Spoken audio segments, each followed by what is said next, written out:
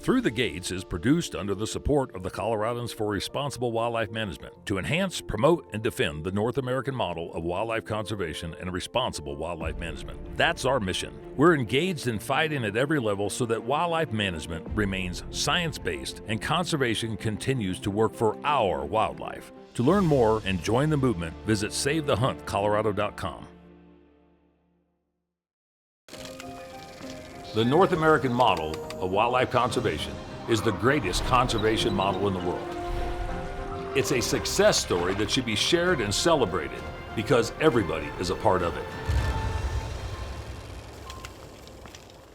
So we're here for another episode of Through the Gates to Save the Hunt, and I'm proud to announce that we've got a good friend of ours and a great supporter of what we've been doing for the last couple of years, Loren Shragg with Good Bull Outdoors. And Good Bull Outdoors is a arm of what we were able to ride the coattails off of last year on Proposition 127 that has started out with Initiative 91 that probably everybody's getting sick and tired of hearing about, but it's something we're going to continually have to deal with. But Loren, go ahead and introduce yourself. Give us a little bit of background on you, and we'll get into a conversation that probably stems from nothing up to something that neither one of us expected to sit here today and keep discussing after what we started back in September of 2023. Yeah, it's been an interesting run here, the fight that we've had to do. But I'm Loren Shragg. I'm myself and my wife. We run Good Bull Outdoors as well as Good Bull Guided on Instagram, Facebook, YouTube, TikTok, all the different social media channels. I've been doing wildlife photography since I was a kid, but I really got into it in earnest in about 8 years ago. My wife saw that I was really passionate about wildlife photography, and I'd kind of taken a break from it for a number of years to focus on my career. I had 20 years in health information technology. And, she decided that, it'd be a great idea for me to start an Instagram account. I had no idea at the time what Instagram was. You're kind of like me. Yeah, this was 8 years ago. I was a neophyte on the whole social media thing. I'd never really heard about it, didn't have an account. Now we've got the Good Bull Outdoors account. We've got the Good Bull Guided account.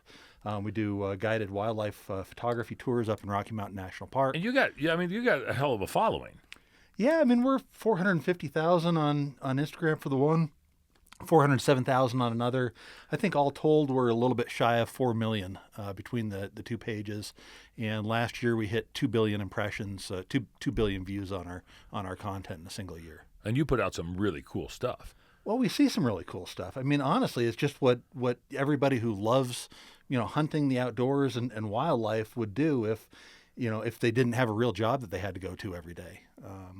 We have the ability to go out and, see all this wildlife in person, experience things that, if you had a full-time job, you're going down to the office and you're sitting there and you're doing your, 8 to 5 and working your butt off.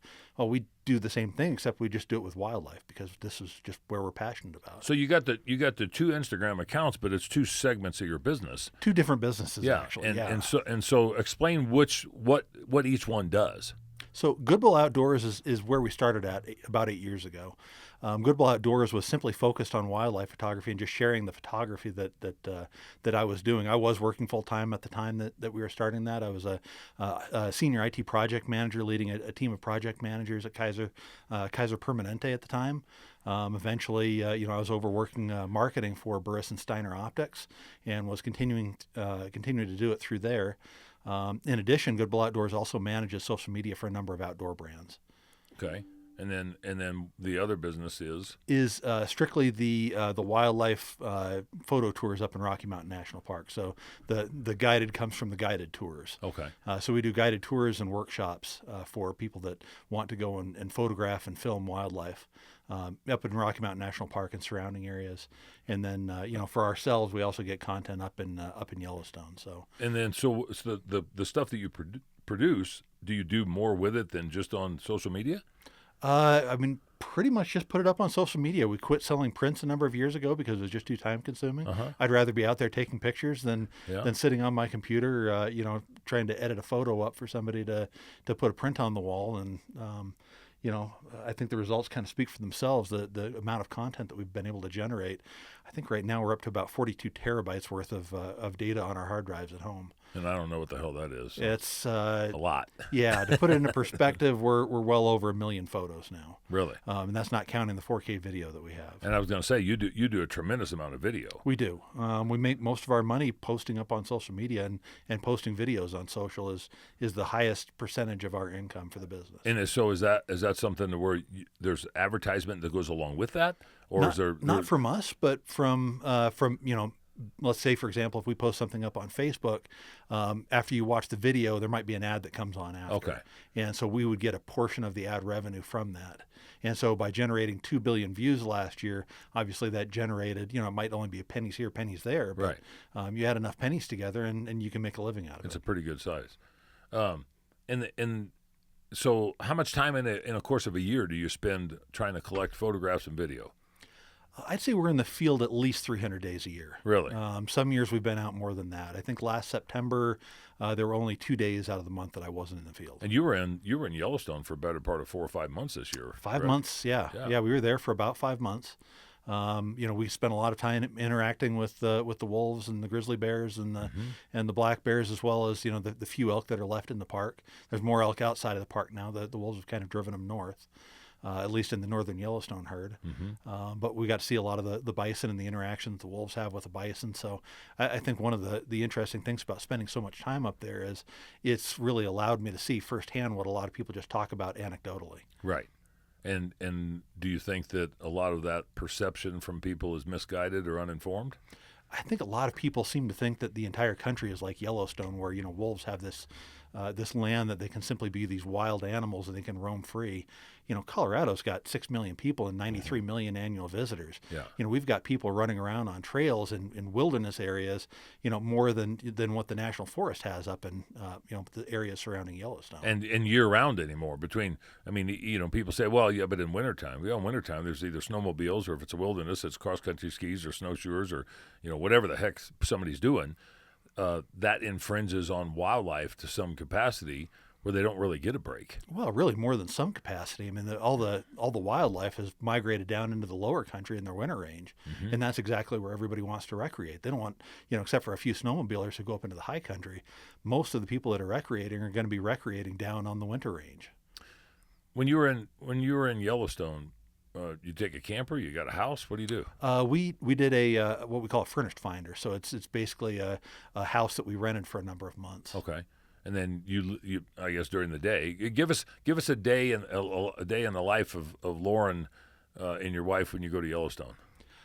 Get up about an hour and a half before sunrise, drink a cup of coffee, get some food to go, pack up the camper, throw everything into the car, drive for about an hour before you get to the wildlife. We were about half an hour north of the park. And there's a lot of wildlife between the town we were in, which was Emigrant, which is in the Paradise Valley, north of the north entrance in Gardner. And so we would drive down to Gardner, and we would either take some of the back roads to go in there. There's a lot of wildlife that likes to hang out there, or we'd simply drive into the park, into certain locations. We knew where the wolves like to hang out. There's a number of tour groups that operate there in the park. There's one, for example, is called Wolf Tracker, and so they have not only their guides, but they also have support vehicles that are going throughout the area that you can drive during the wintertime. Oh, really? And locate them, and then they radio back to everybody else the locations of the wildlife. But the real big difference between, let's say, for example, here in Colorado at Rocky Mountain National Park in Yellowstone, is that up there, most of your sightings are through a spotting scope. You're looking at animals 2-3 miles away in most cases. Most of the grizzly bear sightings, most of the wolf sightings, you've got people paying thousands of dollars to line up, at the side of the road, looking through a Saguaro spotting scope on a tripod, and they're giddy watching these wolves running across a hillside 2.5 miles away. The wolves don't want to be near the road. No. No. And yet, you look at the contrast here in Colorado, and they're dumping these things into people's backyards. The wolves don't want to be there. They want to be out in the wild area, being away from people. That's obvious the way that things have been working when they dump them here and they go to Wyoming, or they're running around 1,600 or 2,000 or 4,000 miles in Colorado and trying to find a spot, maybe trying to find where they came from. But so when you're doing all of this, is there a level of competition out there from from people doing similar type things on the guided side and on the photography side? I would say on the guide side, if we were guiding in Yellowstone, there would be stiff competition. There's a lot of guide businesses up there. Is there? Here in Rocky Mountain National Park, there's not very many that do what we do. We did do general guiding for the first couple of years of the business up there, just taking tourists around the park and showing them whatever. But then I found out that I was really missing opportunities to view wildlife. And so we cut all that, general tourism stuff out. I'm not going to hike to a waterfall anymore. I've seen all of them way too many times. Yeah. I'm going to take people out that are interested in wildlife. And, what really solidified it for me was the last year, one of the biggest bulls around, probably a 420, 430 inch bull. We were hanging out with him right before sunrise, and the guests that I had with me, they got bored after about 2 minutes, and they wanted to leave and go see something else. And I figure they're paying for it. It's their tour. We'll go and find something else. Get a call from a friend. About 3 minutes after we left, he got in a fight with another bull, point blank. 20 yards away. Really? And so I could have witnessed this fantastic fight, point blank with these guests who just really weren't that interested. They just wanted to go to 7-Eleven, get a Slurpee, and go on their way. Yeah, they wanted to go and see some pretty rocks. So what's the busiest time of year for you at Rocky Mountain National Park? The fall? September. Yeah. Most of the people we get, they want to see elk in September. And is there people that you do during the summertime when the elk are in velvet, or is it not near as prevalent? There's not as many people that are interested specifically in seeing that. So we probably do a few tours a week, but that's actually kind of a nice thing for me. The people that I am taking, they're real interested in wildlife now, which is perfect. I can get content while I'm out there with them. But then when they're not out there with me, then I'm going up myself or with my wife, and we bring our dog along, and he's got his little booster seat back there, and we run around and we check out all the different wildlife that people are missing out on by not booking a tour with us. How many people can you take at a time? We limit it to just 3 people at a time. Really? Yep.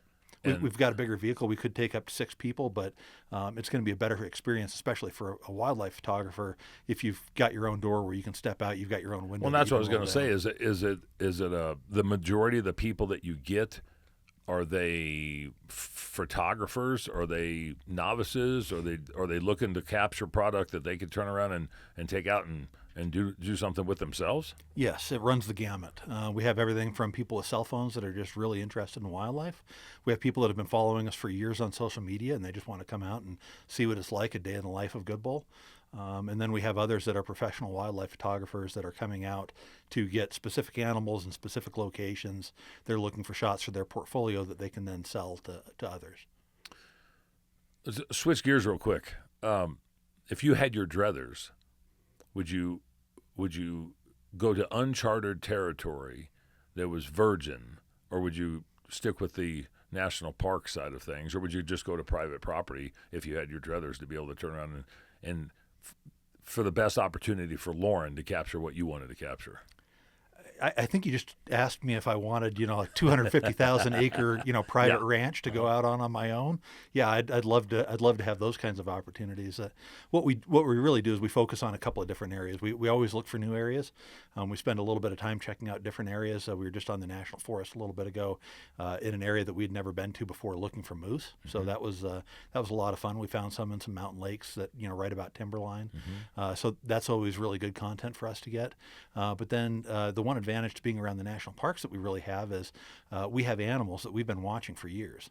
I've got a bull that I've been keeping an eye on since 2018, 2019, and he's 14 years old now. So I know how old the bull is. I know where he goes to winter. I know where he spends his summer. I know where he's going to rut.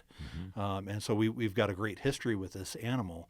And the one downside of that is these are wild animals. They do get hunted when they come off the national park. Right. They migrate through the national and forest. And they're susceptible to disease and injury and predation and a variety of things. Yeah.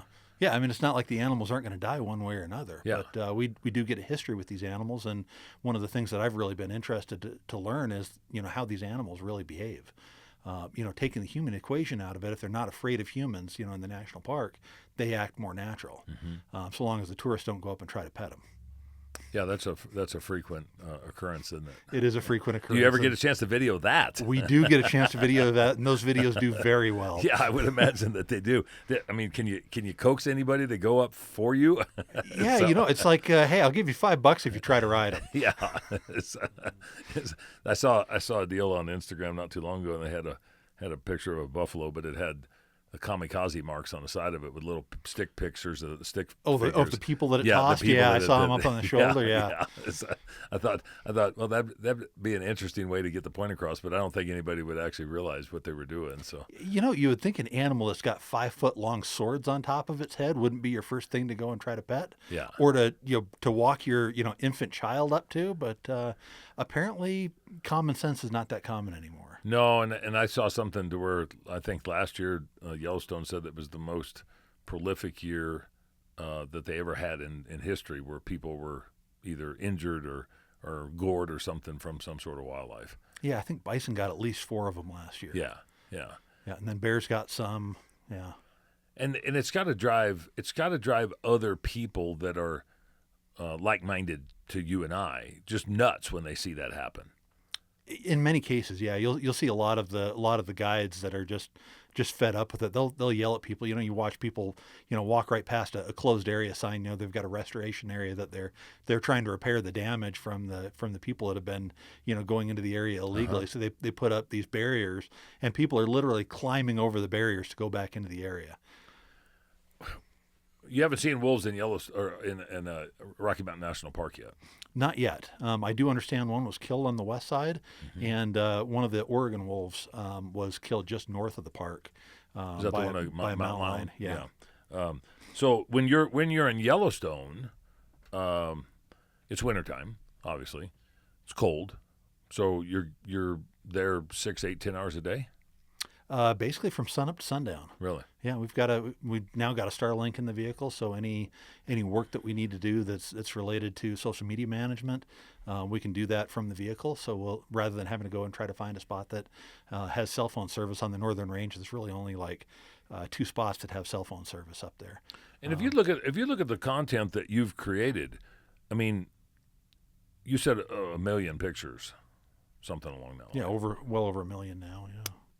You have stuff that you can put on that's time sensitive, but you also have things that you can put on that's time appropriate, because maybe what you're showing right now might not be the elk that from this year in velvet. It might be something from a previous year if you're looking to capture some sort of particular instance or whatever, or it might be this year. But we know darn good and well that if you're posting up a great big bull elk that's not in velvet in June, that's from a previous time. But what do you do with the assets that you've collected over time? You just save them for it's a history, it's a record. It's a record, yeah. If we find, let's say, for example, a really large bull that develops, people that don't really know elk don't understand that when a bull matures, he reaches a certain point where he has a year that he just really blows up.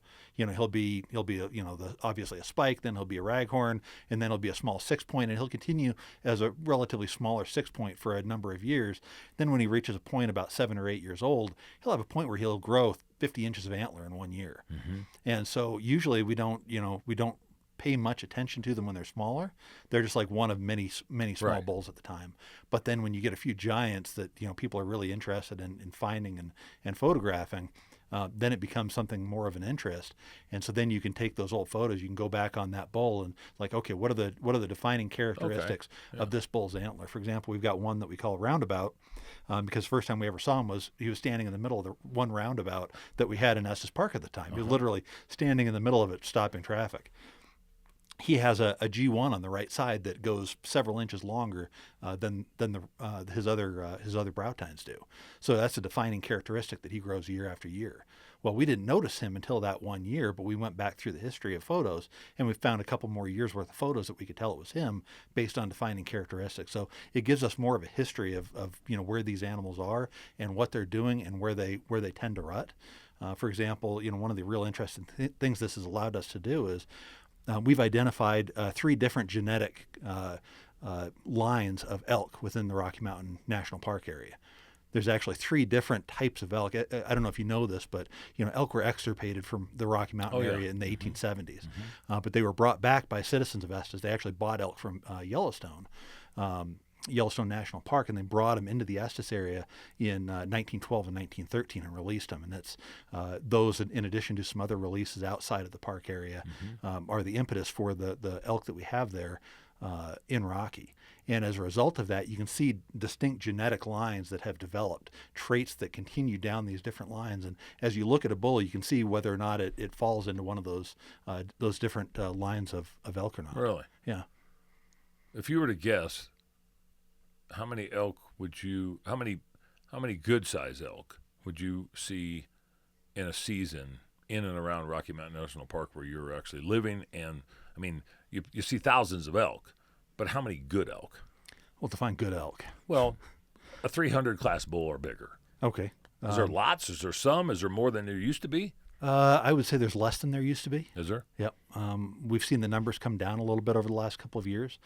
Part of that has to do with the Cameron Peak Fire, actually. So the Cameron Peak Fire burned across the northern end of the park, starting west of the park, and then burning across 19 and 20. That caused a lot of changes. A lot of elk that we had that used to winter in Estes actually ended up migrating up north into the burn area because there's more trees gone, there's more grass, there's more food to get to up there. So we actually saw a bit of a change in the migratory patterns around the town itself. So a lot of the big bulls that we saw, we would see after the rut was over, and they would come down into the area. One bull from a number of years ago, we used to call him Sawtooth because he had a bunch of like sawtooth ridges on the back of his main beams on both sides. Oh, really? And we found out that he actually rutted over on the west side of the park in the Cowanuchi Valley. And then in the wintertime, he would actually go up and over Trail Ridge over the divide and then drop down into Estes. And he would winter in Estes. So he would rut on the west side, cross the Continental Divide, and he would winter over on our side. And that's pretty historical. I mean, they just go back and forth repeatedly. Most don't. Really? Yeah, he was one of the rare ones that we had seen that had. But going back to your original question, how many do we see? 300 range. That's a pretty low hanging fruit for us. There's a lot of bulls there. I'd say maybe 50 or 60 bulls in that range. If you start talking about 400 inchers, maybe about 2 to 3 a year. Really? Yeah. And is it? Have the moose moved in there too? Lots of moose on the west side. The East Troublesome Fire burned off most of the willows on the west side as well as all through 18, and that caused a big dispersal of the moose over on the west side of the park. And so now we're seeing a lot on the east side that would have been on the west side. We're actually seeing more on the east side of the park now than we did previously on the west side. For example, last night I was up in the park and had 5 bull moose all in one little basin. That is in a relatively popular area of the park. When did you start seeing moose in the park? Well, most of them pretty much been in the park the entire time I've been going up there. So since 2017, 2018.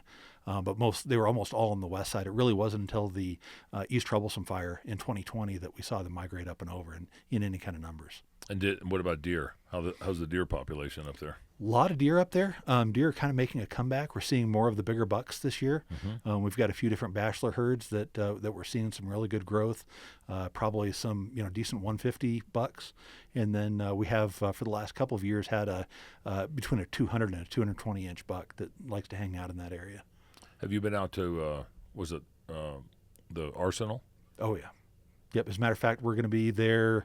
We're going to be there later this week. We've got one of the backcountry commercial permits, and we're going to be going back to look for some of the bigger bucks and velvet down there. Okay. So when somebody wants to do any of this stuff, they have to, because it's all permitted access for something that if they want to guide it or whatever. Yes. And that's through the National Park Service, is that through the Forest Service, through the federal government, obviously. Federal government, yeah. So the National Park Service handles that for the national park permit, and that's where we're permitted. That's where we've got our commercial use authorization to do the guiding. So we have to go and fill out the long permit. We have to have commercial insurance. We have to have our members fill out waivers, acknowledgments of risk, that sort of thing. And then we have to carry multiple types of insurance, and there's a big there's a lot of red tape that goes around it. But then you go through that each year, and then you get your license. Then they started a new thing where Now, at the end of the year, we have to give them an accounting of how much we earned, and we have to give them a percentage of our earnings, a percentage of our revenue that then goes to support the national park. Is there a user day maximum or minimum that you have to comply with? Nope. Nope. So if you want to go 365 days, you can. If you want to go 6, Yep. you don't get penalized. Yeah, when we first started it, we were doing 365 days a year. We basically just opened it up any time of the year. We found out that the cost of the insurance is the most expensive thing that we do for the entire business. It's With over, everything. It costs more than the vehicle itself. It's more than the vehicle, more than the gas. The insurance costs literally the most out of everything that we do. So we limit it now to just our most profitable months, because that way we only have to carry the $1.5 million commercial liability insurance policy during those months. And is that good? Is that good from like Yellowstone to Rocky Mountain National Park, or is it two different insurance policies? It would be. So our commercial use authorization is just for this park.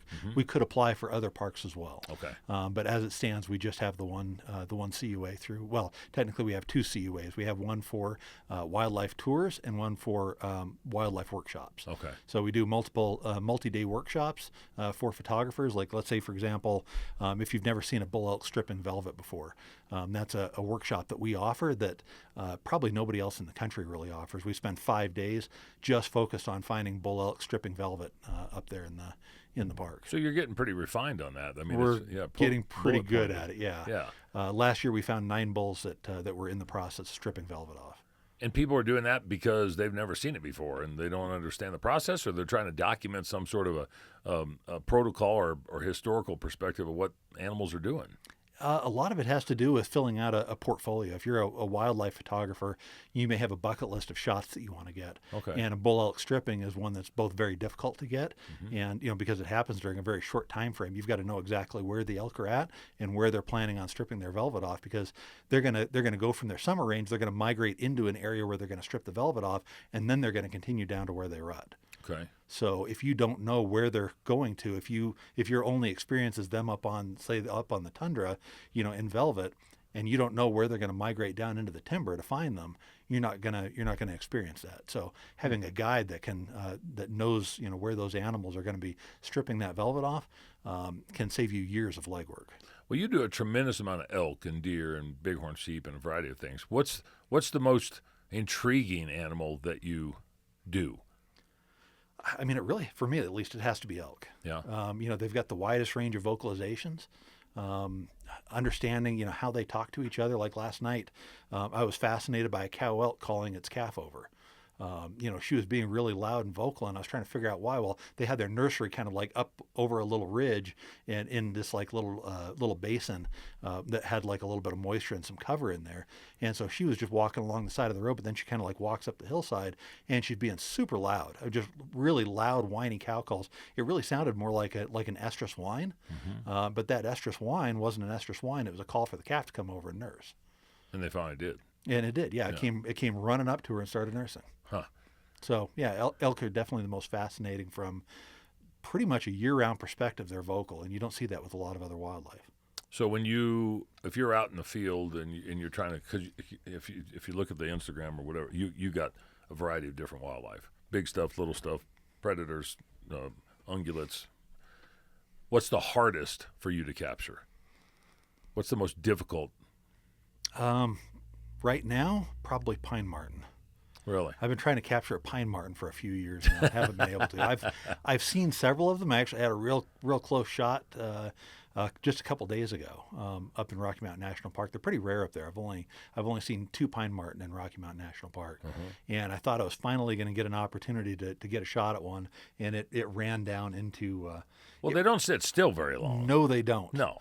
It ran down into the timber, like down a scree slope, and I'm like, I can't get down there and get to it. It's going to be run off into the timber now. So I had another close shot, another close miss. The only time I've ever seen a pine marten that I could actually take a picture of, I was sitting on a water or a wallow for elk, and I didn't really want that pine marten to come in because he was more noisy than what a pine squirrel would be. Yeah. And I was in his spot, and he was screaming and hollering and chirping, and he was back and forth and all around and over on top, and I don't know if I was on top of what he was actually trying to get, or he was just pissed that I was there.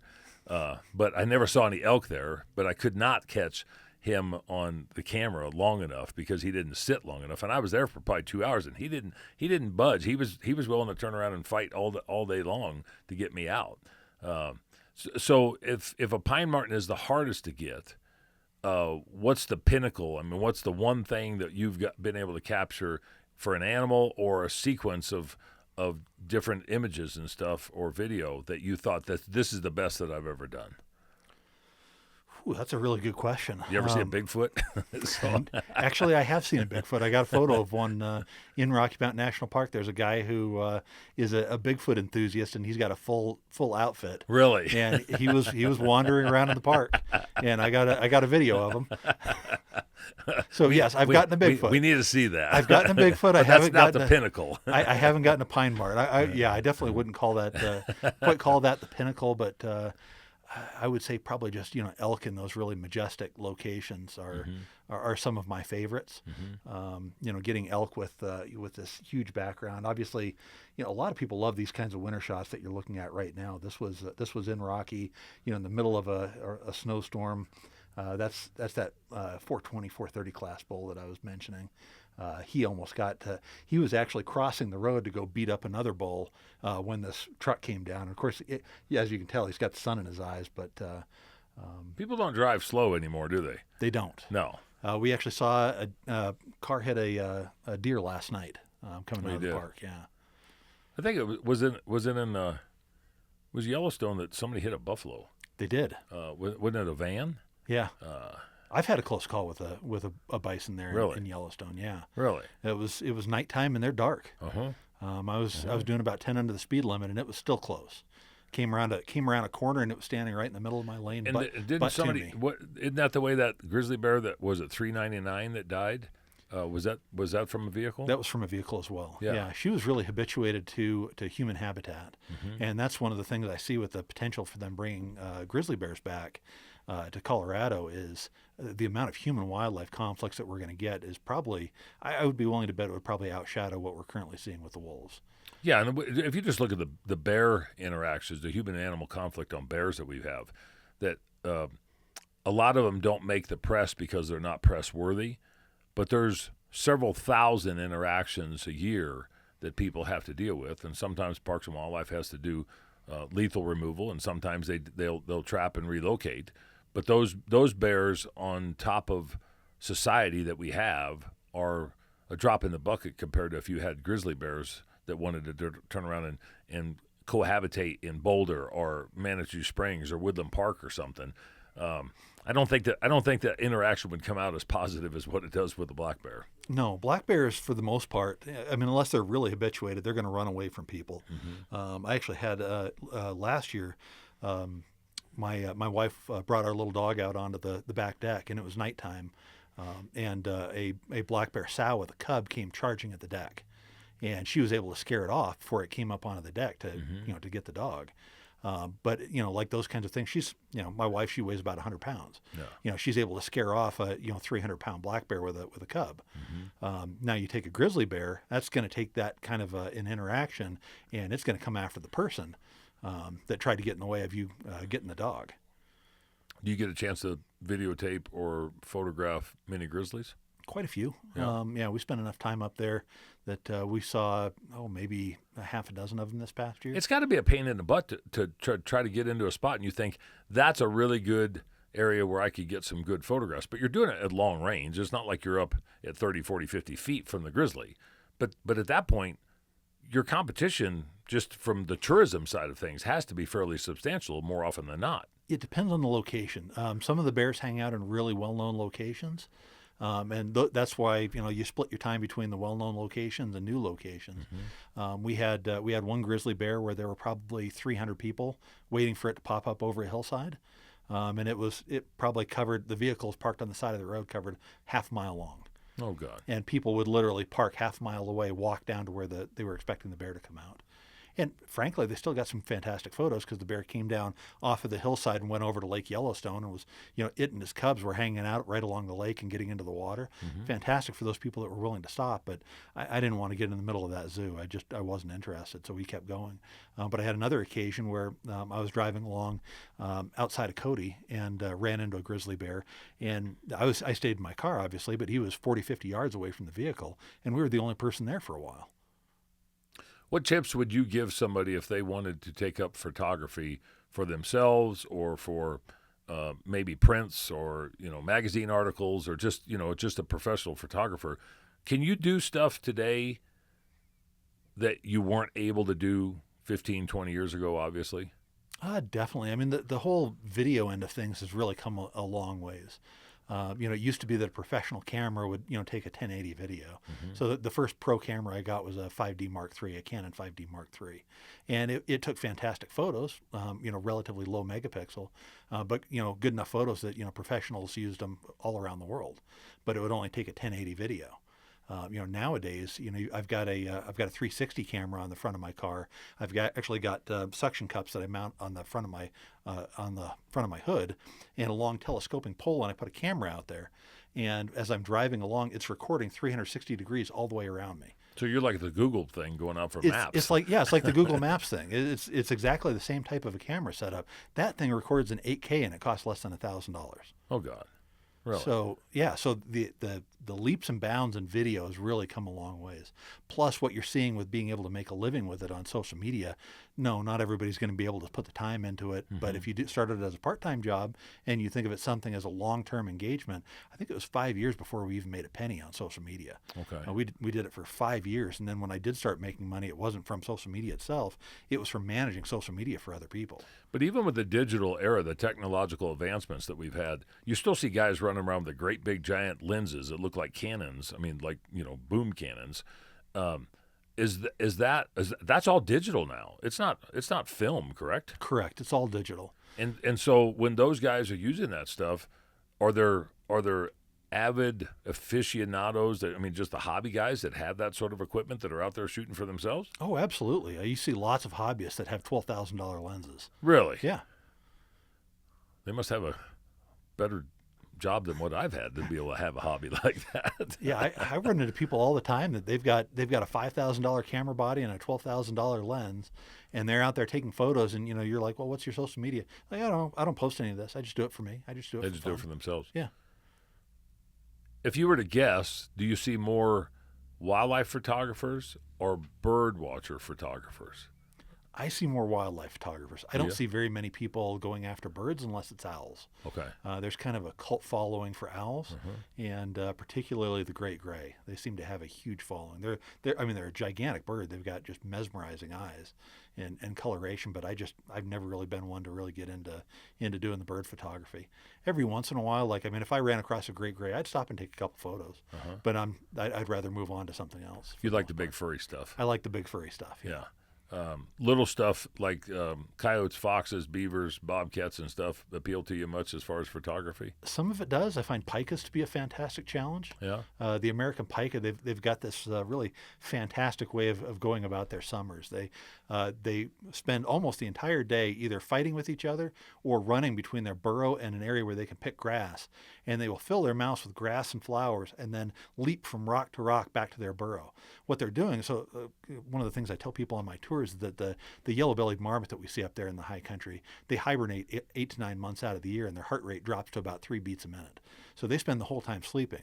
But the American pika, they actually are awake throughout the entire winter. During the 3 months of summer up in the high country above 11,000 to 12,000 feet, they're actually spending the entire time cutting down grasses and flowers, spreading it out in their burrow to dry it. They're making hay that will last them the entire winter. And so what you're seeing them during the summer is the frantic work of them literally filling their mouths to overfull. It's like coming out on both sides. So you get this pika that its mouth is completely full. Picture like a chipmunk with acorns. Except it's flowers, like a huge bouquet stuck in its mouth, and it's leaping from rock to rock. And the ideal photo is you get it leaping off of a rock coming right towards you with a mouthful of flowers in sharp focus. And they do that for 12 hours a day. They do it from sun up to sundown. And then, so the big rock piles and stuff, that's where they're living at underneath all winter, as long as they've stored enough hay that they've been able to gather all summer and spring and fall. Correct. Do you think that when you're taking people out, do the majority of your customers that you're taking on the excursions, are they that interested in the little stuff like that? Because you were talking about the couple on the 400-plus bull, and 2 minutes, and they were ready to go see something. Do they even care about pika and yellow belly marmots? And I think they were more interested in the pika and the marmots than they were in the big elk. Oddly enough. Really? Yeah. Most of those people they're looking to get as if they're on that kind of a tour, they're looking to get as wide an experience as they can, to see as much and experience as much as they can on their short vacation, and that's. Honestly, that type of experience with people that are doing that is one of the reasons why I feel like I've really found the ideal job for myself, because I get to do this as often and as much as I want to. Mm-hmm. When you have the customer that goes out, you're still taking them out hour before daylight or half hour before daylight, and then coming back at dusk. Yeah, it depends on the tour. Usually, what we do is we have either a half-day tour or a full-day tour, and that starts with right now, for example, our tour start at 5:15 a.m. So a little more than half an hour. Right now, just over half an hour before sunrise, and then we meet up, drive in the park. We will basically chase wildlife for the next 4 hours, different areas, different animals, depending on what they're interested in seeing. We'll come back. If they've got a full day tour, we'll drop them off where we picked them up at. They'll spend the rest of the day in town. The wives can do shopping if that's what they're into. They can meet back up. They can get lunch. They can get a nap. Most people need to get a nap after going that hard that early. Yeah. And then 4 hours before sunset, we'll meet back up again, pick them up, and take them back in for an evening run. So we'll do 4 hours in the morning, 4 hours in the evening. So we've got 8 hours on a full day tour. And based upon your experience, how many people want to do that over and over and over and over? Not too many. Yeah, that's what I was going to say. It's the allure of what maybe we do, whether you're a guided hunt or whether you're doing some sort of other outdoor excursion or whatever. I know a guy that does Jeep tours. And people say that I've always wanted to do Jeep tours. Just I want to go see the high country and the back country and the mining areas and do Jeep tours. About a day and a half of bouncing around in the dirt with the rain, in the 4-wheel drive, and in the mud, in the cold, and then the sun beating down on you at 13,000 feet. About a day and a half of that, their 3-day excursion turned into about a day and a half. Okay, well, we're done. If they come up with an excuse, I got a belly ache, we got to go home, Yep. The kid's sick or something. They're looking to do something else. But I think the allure of what you're explaining is for somebody to be able to see the pictures in the video that Loren puts out is something that they enjoy. They just don't realize what it takes to be able to capture and be able to get what you get. Oh, definitely not. It really is a grind. I mean, right now, most of the days we're up. I usually set a 4 a.m. alarm to start a tour. I've got to get the vehicle ready. I've got to get everything prepared to go pick them up. It's not like, I'm just jumping in the vehicle and heading up. Like when I'm getting my own content, it usually takes me about 15 minutes in the morning. The night before, I've got everything set out, ready to go. Jump up, throw some clothes on, grab some toast, throw it in a Ziploc bag, and head out the door. And 15 minutes later, I go from waking up to being out the door and in the woods chasing the animals. Mm-hmm. But if I'm doing a tour, I've got to prepare things for them so that they're comfortable. And so it's and your tour goes on. I mean, rain, sleet, snow, hail, whatever. Yeah. Yeah, it was. One time it was starting to snow up on Trail Ridge Road, and we're driving along, and people are like, "Are we going up there?" I'm like, well, yeah, of course we're going up there. Mm-hmm. Unless they close the road, we're still going. When did you actually start photography? Not for the business side, or did you have an interest in school growing up? I started doing wildlife photography at 14 years old. And that was a different camera then. That was a different camera back then. That was back in the film days. I had a Yashica. Yeah. Yeah. So I started off. I stole my dad's Canon AE1 film camera. Uh-huh. And he had a small zoom lens and then a wide angle lens, and so I kind of stole his, and then I went in and hiked the areas that I used to go scouting for wildlife. I still remember the first time that I really took that camera out was I was in an area that I knew the elk liked to hang out in the fall, and I went and checked it out. Yeah, that's Yeah, Tyler's pretty damn good, isn't he? He just yep. That's that upper left-hand corner there. That's pretty much exactly what it looks like with just a little longer zoom lens. But the first time I went out there with this camera, I did summertime scouting as an elk hunting aficionado, a bow hunter, and whatnot. And I went up there and I ran across this elk, and it just so happens. I mean, I feel bad how little I knew about elk at the time, but a cow elk had just given birth, like literally just given birth, and I jumped this cow up, and she had afterbirth on her still. Oh, really? And so I went walking around, and I kept my distance, but I was able to find the calf in the sage, and I got a couple photos in black and white on film with the calf, and that was really my first true experience of doing wildlife photography out there, and at the time it actually kind of drove me to I want to be a wildlife photographer. Did you want to be like Marty Stauffer? I did, yeah. absolutely. I mean, I loved all those videos that they took, and I love the wildlife photography. I looked at the cover photos of outdoor life and field and stream, and I'm like, I could do this. Yeah. About the time when I was getting serious about it, I was actually putting together a portfolio on slide film of all things. And I had a few thousand really good slides that I could, show people like, I'm serious about this. Was the time when things started switching from film to digital. And so I got caught up in that whole switch, and the digital cameras weren't good enough to do professional photography at the time, but the film cameras were going to be going out of style. So you're kind of caught in the transition. I was caught in the transition. I'm like, I need to decide what I'm going to do with my life. I could go into photography, and knowing what was going to happen, I ended up going into information technology. So I've got a bachelor in business administration with an emphasis in management information systems. Do you remember, and I just popped it up here, and Tyler, pop up Mutual of Omaha's Wild Kingdom. I mean, the more that now they've got a new show out. That's on television. I think it's on Saturday mornings or something. But I mean, that Mutual of Omaha's Wild Kingdom was when I grew up. I mean, that was most everybody's introduction to wildlife. Yeah. And as I recall, it was like on a Sunday evening, and it was like at 6 o'clock or something when we were kids. And it was, of course, then you only had 3 channels that you could pick from, unless it was PBS or something. Now you got 1,900 channels, and you don't know which one you watched the night before.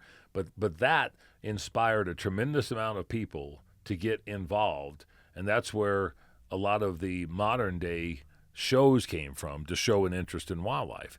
But if you look at the graphics of what they did, going back 40, 50, 60 years ago, damn near, that inspired a tremendous amount of people to get involved just with what you're doing, but in a much different format, because it showed a care for wildlife, it showed a care for conservation, natural resources. There was an acknowledgement of hunting along with that, because hunting was a conservation tool that was utilized then, and it wasn't near as chastised as what it might be now from the animal rights side of things. But looking back at where I think, the one on the far right, I think is the host that's doing it now, down at the far right bottom. Yeah, the lady. If you look at the way that they do things, they acknowledge the conservation objectives based upon what works throughout the world. The reason I wanted to bring that up is when you have people in your truck or your van or your Jeep or whatever you've got, are they looking for information besides just the photography side? Are they looking for things about conservation? Do things come up in subject that they're curious that you might have the answer to or try to educate them on? Oh, yeah, absolutely. Virtually every single tour. We have a discussion about conservation, about the wildlife. Sometimes they just want general information about the animals, about their behavior. But in many cases, the questions end up, leading kind of down a rabbit hole, and we'll talk about the impact that wolves are having. We'll talk about CPW's discussions about potentially culling the moose herd, especially on the eastern slope of the Rockies, and the damage that they're causing to the ecosystem, and the damage that they're causing particularly to the areas of biodiversity along the creek bottoms. Give you one example. In Rocky, if you go there now, most of the riparian areas have these large 8 feet tall fences all the way around the riparian areas. Because of the moose. Well, it's because of the elk and the moose, yeah. So, they found out that, while the carrying capacity of the region may be, XYZ number of animals, I believe I believe the carrying capacity of the DAU or EAU for Unit 20 around Rocky Mountain National Park on the east side of the park is between 3,000 and 3,500 animals. And if you look at the history, they've managed to keep the elk population in that management unit between that carrying capacity between the low and the high end for at least the last 17 years. And so one of the conversations that we get is, oh, there's so many elk here. We're seeing literally hundreds of elk. What are they going to do when the elk overpopulate or the elk are so overpopulated? What are they going to do to bring the numbers down? Because, they're going to kill everything. It's like, well, actually, they're not. You're looking at, a professional wildlife photographer who's taking you into an area, that I know the elk like to hang out. I could take you to areas of the park where you're never going to see one. Mm-hmm. So that leads to two different questions. One is the carrying capacity accurate? And number two, we know that animals tend to lean towards certain areas of preference, like those riparian areas. So you've got 3,500 elk. Let's say right now that area has 3,100 elk after the last winter count, which is the low end of the carrying capacity. Is that because the moose have moved in and they're starting to compete with them for food? That's a possibility. But the other thing that we see is, they're trying to keep them out of these riparian areas because those riparian areas have a high degree of biodiversity. Most of the biodiversity in the park is following the water. Mm-hmm. And so by keeping them out of those areas, they're allowing the vegetation to grow to the point where they can't just be pushed over by a big bull moose and eat every leaf on the vegetation.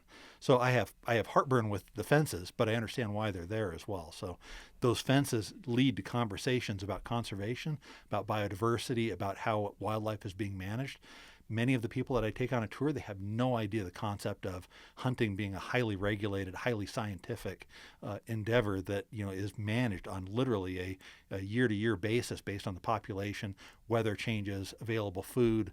They have no idea about any of that. So I'm able to jump into a conversation that talks about the science related to how the wildlife is managed. And it's different, and to clarify, too, just for the listener or the viewer, it's different when you're talking about Rocky Mountain National Park or Yellowstone National Park because it's managed much differently, and it's managed for different reasons. But the animals that then go out of the park are the ones that can be actually managed to decrease a population. The ones inside the park, for the most part, are never going to be decreased, just because of the national park status. They might, at some point in time, decide that they have to, and they've looked at Rocky Mountain National Park in the past to try to figure out how to control some of those efforts. But at the same time, the human population continues to grow on the outside of the park, whereas if you look at what maybe somebody was doing or wanted to do 20 years ago in the park, the population on the outside, the human population, has grown exponentially over the course of the last 15 or 20 years. So when you're talking to people as far as an education side, do they find fault in the way things are been managed because they're ignorant and don't know? Or do they have further questions on why is it happening like this, or getting into the subject matter about like Proposition 114 or Proposition 127? Does that stuff come up from an ignorant standpoint, a curiosity standpoint, or do you get a bunch of know-it-alls that say this is the way I know it should be? We get a little bit of both. So we have some people that have been on tours with us that they will say something like, "Oh, won't it be fantastic when there's wolves running all over the park?" I'm like, well, okay, let's dive into that a little bit. So let's say, for example, that wolves do establish in Rocky Mountain National Park. I think it's a foregone conclusion, that is eventually going to happen. It's, virtually ideal habitat. There's a lot of animals for them to eat. You look at the east side of the park, that area between the Continental Divide and, basically, Loveland to Longmont to Boulder, that area has 3,100 elk and about 8,000 mule deer that comprise that area, as well as, a lot of other smaller animals. Mm-hmm. And so it's almost prime habitat in that area for wolves. But now let's take a look at the impact that it's going to end up having. A large draw for Rocky Mountain National Park is its wildlife. One of the things that I expect to see when wolves become established is that the animals that are now so visible up on the tundra, they're going to hide in the timber. They're not going to want to be out in the open because they're going to get chased by wolves. Mm-hmm. So now you're going to see visitors are going to want to go to Rocky Mountain National Park, and they're not going to see wildlife anymore because the wildlife's going to be hiding in the timber from the wolves. And so now you're going to run into a situation where people are seeing wildlife and saying, "Oh, we've got so much wildlife, we need wolves." They're never going to see a wolf. Mm-hmm. The chances of one of the 4 million visitors or 4.2 million visitors of seeing a wolf in Rocky is going to be 1 in 100,000. And it's going to be a lone wolf that's probably been displaced from pack, that's running across Trail Ridge Road going from one drainage to another. And that's going to be the one wolf that people are going to see, and people are going to be like, oh, the wolves are back. How awesome. It's not going to be like Yellowstone. It's not going to be a den a mile and a half away that, every photographer that hangs out there knows where that den is and can line up on a road with a spotting scope and watch. It's not going to happen. Those dens don't happen up in the open areas, and here at Rocky we don't have the meadows that are conducive for them to den. There's too many people that hang out and hike out around the meadows. Yeah, there's a tremendous amount of activity from the human side. I mean, I remember several years ago that the human attendance in Rocky Mountain National Park was something like 2.5 million. I don't know what it's at now, but they've always said it was more than what Yellowstone or Yosemite or any of the other major national parks were. Yeah, it's the 5th most visited national park. The year before that, it was the 4th most visited. We get between 4 and 4.2 million visitors a year. That's a tremendous amount. Most of them come during the 3 months of the summer. So July, August, September is most of the visitation. And the majority of those people are driving through. It's a quick trip. They act like it's bear country up in South Dakota. I mean, they drive through. They didn't see anything, or they did see anything, but they're in Estes Park one day, and they might be over in Grand Lake another day. They're on vacation, and they're done. Yep.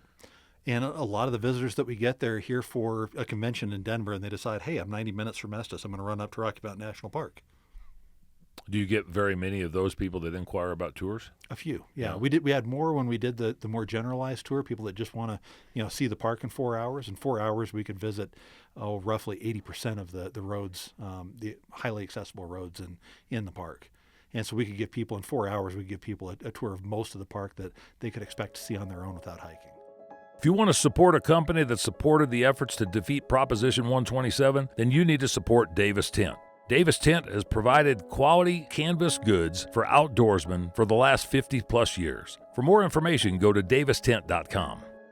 If you want to support another business that was instrumental in helping us defeat Proposition 127, check out Salida Gun Shop. Salida Gun Shop in Salida, Colorado provides quality products, expertise, and knowledge from individuals that actually do what they sell. Go to salidagunshop.com. Listen to the advice of Cameron Haynes and support companies that are supporting your cause and your efforts. Minturn Anglers is one of those companies. Minturn Anglers provides product and fishing excursions in Colorado and are second to none. For more information, go to minturnanglers.com. Do you see, from an education standpoint, any of the people that you've taken, specifically since 2020 when Proposition 114 came up, do you see people more interested in specific topics or subject matter because of the propaganda or the publicity, the media that's been out there? Wolves are a topic of probably 70% of our tours. And from a positive, negative, or indifferent side? Most of them want to learn about it. Most of them want to be educated about it. And then there's a few that come along and they're very anti-wolf. They're, the whole shoot every one of them crowd. And then there's the opposite spectrum where they're like, wolves need to be protected. We need wolves everywhere, that they used to exist. And sounds like the guy on the commission meeting the other day. A little bit like the guy in the commission meeting, yeah. And for anybody that didn't hear, the July commission meeting, there was one individual that spoke that said the best way to solve all the wolf issues in the state of Colorado was to create eminent domain off of the constitutional Fifth Amendment, U.S. Constitution, and additionally, what he was saying was that we should confiscate the land at fair market value and turn it into wolf habitat, and then make all the national forests of the BLM as wilderness areas. I could see where there's a fair amount of those people out there besides that one individual. But for that sort of philosophy, it doesn't do anything other than serve the one cause, the one side of the spectrum, and it doesn't consider the land user, the producer, the livestock owner. That doesn't consider the tax implications. It does reality. No, yeah, just the philosophy of people's perspectives on a variety of different things. You should do this. Well, we can't do that. Well, you ought to do it better. I mean, you can't do that. Well, you ought to do it like this. Well, and it amazes me. The first people that always say this are the ones that don't think about it from their own perspective. It's always how other people are impacting these things, not how they're impacting. I'll give you an example. One of the things that I deal with on Good Bull Outdoors, because it is a pro-hunting social media channel, is a lot of people, talking about, the animals were there first. Yeah, right. So then my first comment to them is, okay, well, you can complain as soon as you bulldoze your house and put it back into wildlife habitat.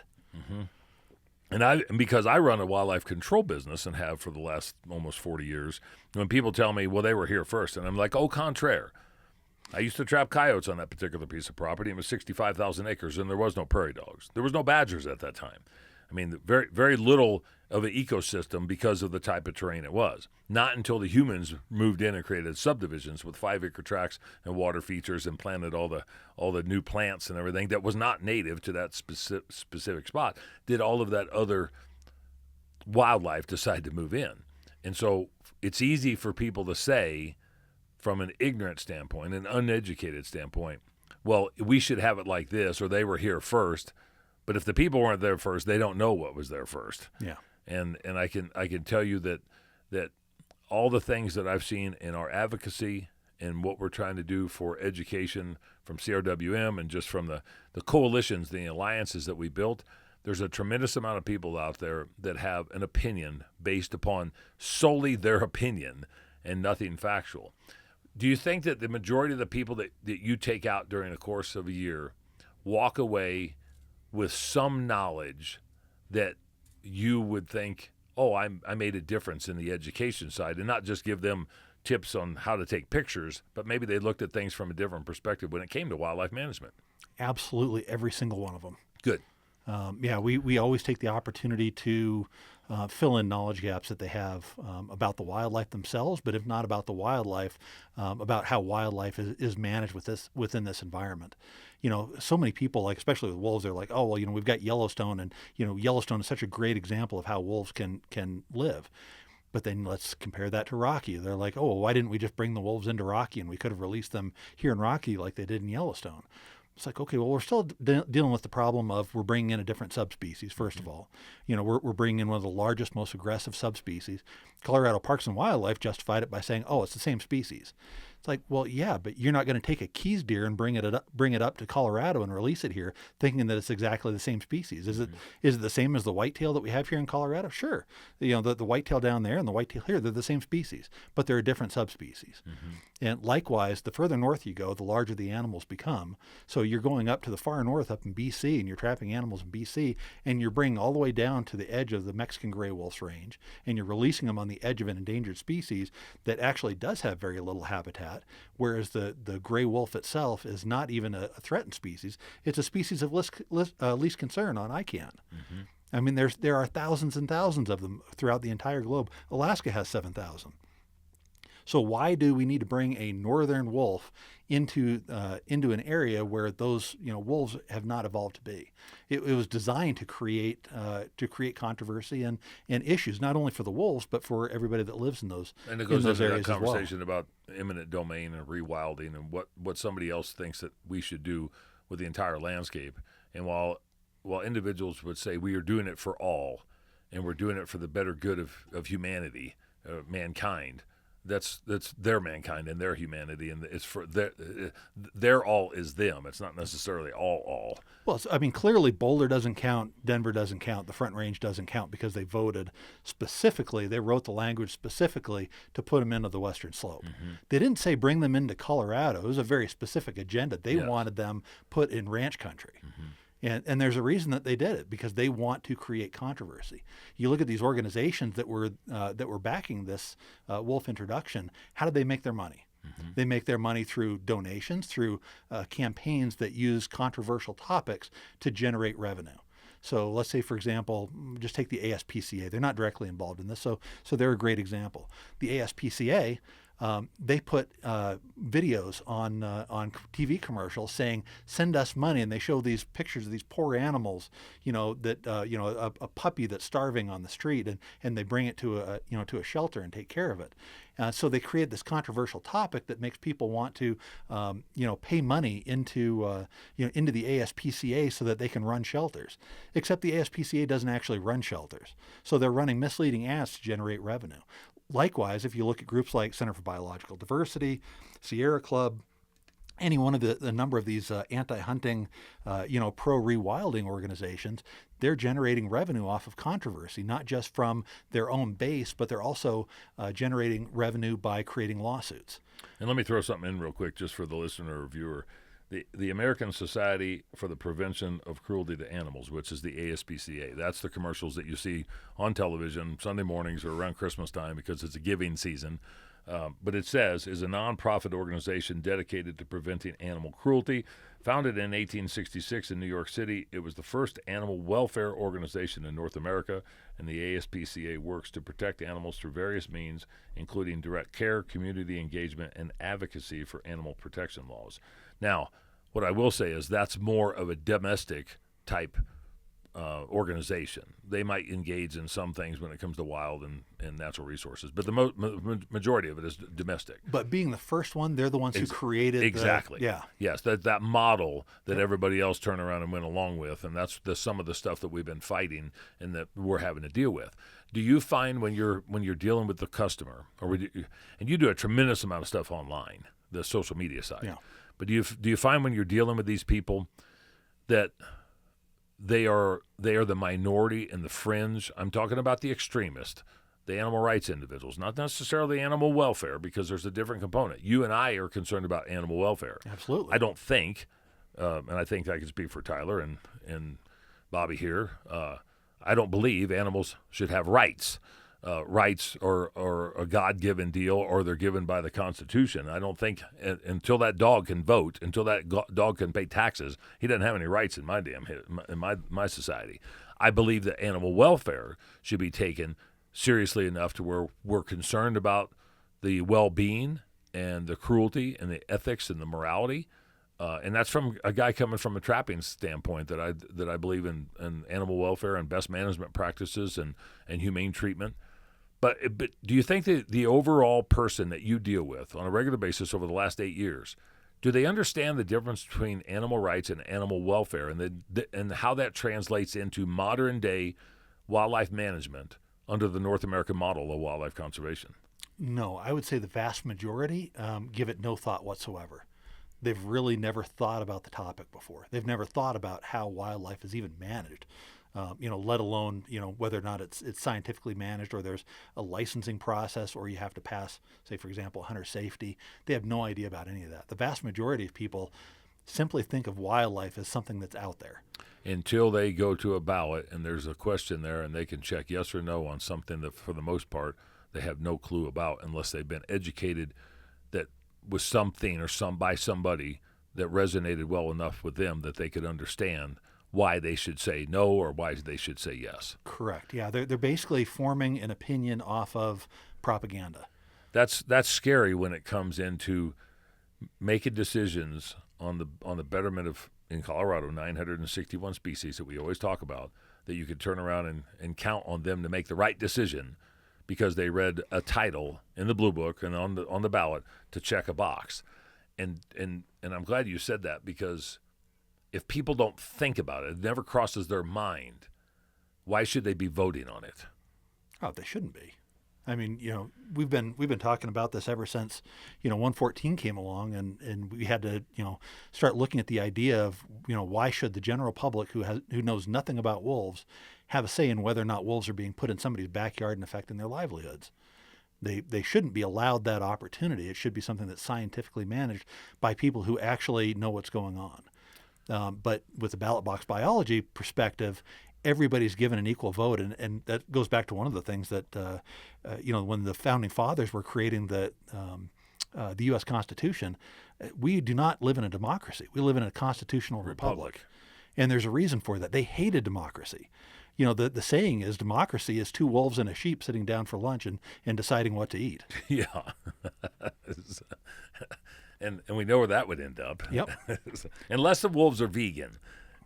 Yeah, because there's so many of those. Yeah. We have that vegan wolf band that they're trying to bring in that's not going to depredate, and it's not going to kill cattle, not going to kill sheep. Well, that's actually another movement. I mean, the next step after rewilding is to try to force wildlife to be vegetarian. There's a talk about that. Yeah, there's an entire movement towards trying to make. They focus on African animals most of the time, but there's this movement to try to make lions become herbivores. Tyler's over there shaking his head. What the hell? Tyler, you don't hunt, do you? No. Are you? And I try to include the producers in on this as well. But are you pro or opposed to hunting? No, I don't. I've just never been. I have friends that do. I know a lot of people that do. I'm intrigued by it. I just know how much goes into it, and I don't know. Like, I'm just not sure. I want to go, but I just, it depends on what you're hunting. Too. Yeah. I like fishing and all that kind of stuff, but I know it can be like multiple days type situation, and there's a lot of stuff that goes into it that I'm not like by myself ready to go do. But if there was a group of a bunch of people that like knew what they were doing, I'd love to go and like experience the whole entire. Just kind of get a perspective of it and a little bit of education on it. Yeah. I think that's where if you look at the statistics and the data on the acceptance of hunting, specifically here in Colorado, 86% of people that have been surveyed and polled, unless you listen to the antis talking about a CSU poll where they polled 38 people or whatever, 86% approve of regulated hunting. Regulated hunting is everything that we do under Colorado Parks and Wildlife, under the North American model of wildlife conservation, every game agency throughout the country. And so you explain something that is curious to me. When people are in your vehicle and you're going around and you're trying to educate them and you're taking pictures and stuff, they don't really understand that you have to buy a license and you have to do all this stuff. Now, some of them do, but the ones who are completely green, virgins to this, they don't really understand the process of any of it, how it works. They don't. They have no idea that there are regulations around hunting. They have no idea what the process is. They don't know how it happens. Do they think you can hunt in a national park, or do they even know that? Some think that you can hunt in a national park. I had a couple with me recently. They were from Boston, and neither one of them had really hunted or fished before.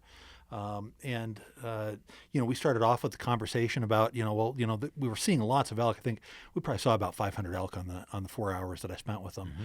And they're like, well, we see so many elk. I mean, is there like hunting in this area? So they actually brought up the question of hunting. And I said, yes, first of all, let me explain, how they know, what they know about the animals. So I talked about, doing aerial surveys to find out population. Mm-hmm. Then they do, modeling to see how much vegetation there is to know what the carrying capacity of the area is, how the animals migrate. So there's this whole scientific end of, the management that happens before a tag is ever issued. And then the tags are very limited. And one of the things that they found shocking was the success percentage. They thought, everybody that got a tag killed an animal. Oh, yeah. They thought it was just like, well, we see lots of animals when we're going around the park. Mm-hmm. It must be real easy to go kill one. But, nationwide, I mean, you're looking at about a 12% success rate depending on the species. Yeah. So, if the average is roughly 1 in 10, and they were shocked by that. They're like, we had no idea that it was so hard. Mm-hmm. And then they said, well, what about the meat? How does that get handled? And so then I talked to them about wanton waste laws, talked to them about the Lacey Act in 1900 and how it came to be that the modern sportsmen are responsible for the recovery of the wildlife because they not only protected them through the Lacey Act, but they also are paying for, through excise taxes, the conservation of the wildlife. So basically ran them through, a lot of the North American model of wildlife conservation and why it's been so successful. So do you think people, when they walk away, that it sinks in well enough for the ones that are uneducated that'll help them down the road if they have to turn around and do something that has to do with ballot box biology, whether it's in New York or Florida or Colorado? Absolutely. The one-on-one conversations I'm able to have on a tour, answering their questions and giving them specific examples that they can see with their own eyes. I mean, when they're driving through the park and they see an area, I walked these individuals through an area where elk had rubbed on trees to strip the velvet off, and I showed them where, moose had been clipping the willows, and they were able to see firsthand. They were able to walk in the footsteps of these animals, see where these animals, had lived and what they were doing in these different areas. And they were able to see that animals had been where they weren't currently. So then we could talk about the migration paths of the animals, how they were managed for their population levels, and just basically the whole end of it. They were able to essentially get a little piece of what hunters get on a regular basis when they go into the field in the fall or during the summer scouting. And it's interesting, too, because you mentioned the difference between management of a national park versus the surrounding area, which is private and public land, as far as national forest or Bureau of Land Management or private land. There's a component there that has to be very delicate for the state game agency to manage state wildlife that then goes into a national park that the feds have to run. And there's a cross-pollination of management, but inside the park, they don't really have the same tools available as what they do on the outside of the park. Yes and no. Yeah. They have done culls of elk inside of the park with either rangers or sharpshooters. They'll bring them in if the population is excessive, and they can go in there under park decree and shoot the animals inside of the park. So this whole idea that the park is this oasis of letting nature be nature, it's not true. It's highly regulated inside of the park, and they can and have had opportunities to kill off wildlife that are inside of the park, outside of the public view. I've talked to some people who were directly involved in past culling operations. They've killed elk inside of the park. It's not something that the general public really knows about. They certainly don't advertise that happens, but No. it has happened. Do you think they'll ever do that with wolves in the park?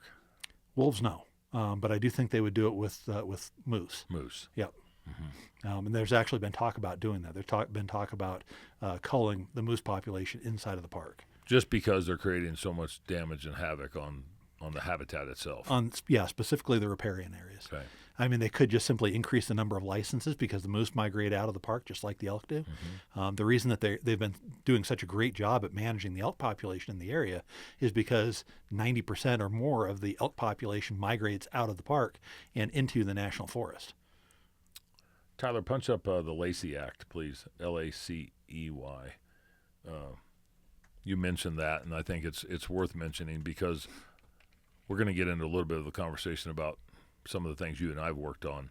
But the Lacey Act is originally enacted in 1900, and it is U.S. law designed to combat the illegal trafficking of wildlife, fish, and plants. It prohibits the import, export, transportation, sale, receipt, acquisition, or purchase of these items if they were taken, possessed, transported, or sold in violation of any U.S. law, treaty, or regulation, or Indian law. The Act has been amended several times, most notably in 2008 to broaden its scope to include a wider range of plants and plant products. It's a lot of these things that we're talking about and how it translates in. It gets into the Migratory Bird Act. It gets into the Pittman-Robertson Act. It gets into the Dingell-Johnson Act. All the funding side that goes into wildlife. As much as I argue and fight on the advocacy side to try to sustain what we've got left here in Colorado, you've got forces out there that are trying to take a tremendous amount of things away. Do you see a disconnect, Loren, with society as a whole, that they want what they want, but they don't know how it was acquired, and they don't know how to sustain it, and they don't know how volatile it is to maintain it in the future? I think really what I see is you've got this whole group of people that are listening to propaganda from a certain side. I'll just take, my own experience on social media. When I start talking about hunting, I see my views go down. I am getting censored. One of the reasons why we have two different accounts, the Good Bull Guided account for the guided tour business, and the Good Bull Outdoors, which is the outdoors and hunting focused account. If you look at the two of them side by side, we're posting the same content to each one of them. The content is being generated when my wife and I go out into the park, into various national parks throughout the Rocky Mountain West, into the national forests in different areas, and we're generating identical content for the two different pages. So why is it that my account is at 1.6 million and hers is at 2 million when my account is 8 years old and her account is 2 years old? She was able to grow more than 4 times faster by keeping hunting out of the social media than the hunting focused account. By talking about it, it's being censored by Meta, being censored by Google, it's being censored by any of the social media platforms. And there's not anybody that you can talk to in the hunting space that has not experienced this censorship of the content that they're putting out there. Whether or not it is hunting specific, we're not talking about grip and grins, we're not talking about Kill shots, we're talking about simply wildlife with a caption that may discuss hunting. And that is enough to get my account on the Good Bull Outdoor side censored. And you and I did a lot of that last year on the campaign for 127, where we had a lot of stuff that we were convinced that was shadow banned. Since 127 and the victory in November of 24 and what we've done on the side, oh, God, you could tell it's been shadow banned or censored or whatever you want to call it. And some of it is just about political things that are going on, not even talking about these are bad or this is good, just saying this is happening and this is in the legislature or this is going through Congress. By mentioning that has anything to do with hunting or consumptive use and mentioning that it's a bill and it's political, you don't get any share. You don't get any distribution. I mean, and that to me, because we have only had Instagram and Facebook up since you well know. I mean, it was essentially in December of 23. I mean, it was there, but nobody ever did anything with it because we were dumb enough, like knuckle draggers, not to know what to do. But now that we've got a little bit of feet underneath our asses, so to speak, you can watch the analytics and the algorithms get to a point to where, well, no wonder it's hard to get a message out. Yeah. Because you're trying to get the facts out. I'm not trying to turn around and maybe somebody doesn't like what I have to say or they don't like the direction we're going in it. But when you're talking about a piece of legislation and you're reading the bill language itself, and you put it out there and say, for more information, go to here, check this link, look in the bio, or contact your legislator. Well, it's like, did anybody ever even see any of this? Because they just shut it down because it had to talk with hunting. It had to talk with consumptive use. That's fearful to me because it's almost guiding people to go the opposite direction when you're trying to get information out that's factual, that's up to date, that there's statistics and data and language and lingo and verbiage to be able to substantiate what you're trying to push. Me talking about a piece of legislation is not hyperbole. It's what somebody is going to vote on either in Congress or at the Colorado legislature. So let me jump in here. Yeah. One of the things that I actually thought about this a couple days ago when I knew we were going to be doing the podcast and things that might come up during the conversation. And one of the things that I wanted to talk about that you and I really haven't talked about previously is the concept of social warfare. So when we're talking about a controversial topic like hunting or anti-hunting, one of the things that we're seeing is, I get asked this all the time, does Meta hate hunting? Meta doesn't hate hunting. Meta doesn't care. Meta cares about making a profit. So Facebook, Instagram, they care about making money. If I, as an individual, report content on social media, they have to do something about it. They have a legal obligation to respond to it. They respond with AI as much as they can, but there may be a preponderance of reports that go in that now they have to actually put an individual's time on it. So one way or another, they're spending money to deal with reports of negative content. And they do that because, they're cyberbullying and all these other things that happen on social media. So let's say, for example, that you've got a message that you want to get out there. Let's say, for example, we want to say the North American model of wildlife conservation, needs to be promoted to everybody across social media, and we need them to know, what it is and why it's been successful. You've got another group that hates the North American model of wildlife conservation, and they want to get that message shut down. What's the easiest way to do it? Report it. Report it. And the more people they can get to report it, the more they can get that shut down so it doesn't get viewed by anybody who's not your current followers. Your followers are not going to be reporting that content. It's only people who don't currently follow you, the audience you're trying to grow into, that's not going to see it, that is the issue. So right now, let's say, for example, you've got 5,000 dedicated followers and they're seeing every post that you're putting up, which doesn't happen. Those 5,000, you want that to grow, obviously. You want it to be 500,000. You want it to be 5 million. Everybody wants to grow on social media so that their message can get out there. The easiest way to stifle that message is to have your audience report their audience or their posts so that you then become shadow banned so you can't be seen beyond your current followers. You can't grow. You can only reach people who you already resonate with, not from people that need to learn the message. So that is social warfare. And that's what's going on in these types of situations. I'll give you a great example. The individual who was running the volunteers for Cats Aren't Trophies, I forget what his name is. Mark Searles? Yeah, there you go. Yeah. Mark and I got into a back and forth on a forum called it was a Facebook group called Mountain Lion Sightings. They were using this other group in order to try to put their message out there across the country, this anti-cat hunting message. They were trying to use different messaging boards and groups across social media. And what I did was I proactively was looking for their activity across social media to find out where they were trying to talk to people. And then I would go into those and infiltrate those different sources and combat everything that they were saying. And on some of them, they would report me to the group admins and they would get my commenting ability shut off. So then I could see what they were posting, but then I couldn't reply to it and provide factual information. So they were using these groups as propaganda centers. That's what I mean by social warfare. How the hell do you circumvent that for anything legitimately that's positive? By creating other accounts. There's no limit on the number of accounts you can have. So the whole idea becomes that there is a battleground on social media for views and for influence. And if you look at it, it makes perfect sense, because if you look at an election, how much money gets spent on a particular topic tends to be indicative of whether or not that topic is going to be successful. How much did we get outspent on Prop 114? 10 to 1? 50 to 1? On 114, it was probably 25 to 1. On 127, it was almost 2 to 1. Yeah. So we closed that gap. And because we closed that gap, we didn't have to spend as much as they did because we had the truth backing up what we were saying. Mm-hmm. We were supported by science and truth, but they weren't able to get their message out there as sufficiently as they were in the previous one because we were combating them everywhere they were trying to go on social media. We said, the month before October, before the election, we had 2.2 million views. 2.2 million views in the 30 days prior to the election. So if you looked at where we started, when I took over the social media account for CRWM, I think it was in March of 24.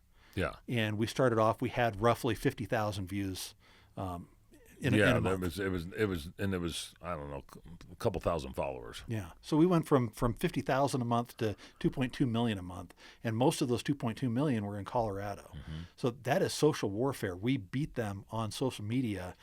We got the word out, and that is equivalent to money that you would have to spend otherwise. Well, that had to be because my lovely face was everywhere. Absolutely. Yeah, I mean, there's no doubt. I mean, that beard had to be at least 1 million of those views. or maybe that was part of the social warfare. It's like anywhere that there's a beard, cancel that guy. Well, I mean, they started using AI to try to make fake videos. Remember that one? Yeah. And so then we called them out, and we got other people to call them out as well. And so we basically turned the Cats Aren't Trophies social media campaign into a joke. Yeah. Which they did a pretty good job of themselves. They did. They made it easy on us. Yeah. I mean, it was not a fair playing field. I mean, we thought that we were up against insurmountable odds. But when you're dealing with what I consider to be rambling idiots on the other side, drawing stick figure cartoons, I enjoyed that cartoon. Yeah, view, though. yeah. It's like, I mean, if that it showed what money they were putting into something, and it showed the intellectual integrity that they actually had to bring it to the table. And I got to credit Sean Ender with Peak to Creek Films. Absolutely. I mean, he's a phenomenal steward of what we're trying to do. Still a great partner. Guys like Bobby Marshall here helping us on all aspects. I mean, not only did Bobby give us a platform, he helped build a platform. And, what you were able to turn around and produce and help us guide through the minutia and the sausage making side of things.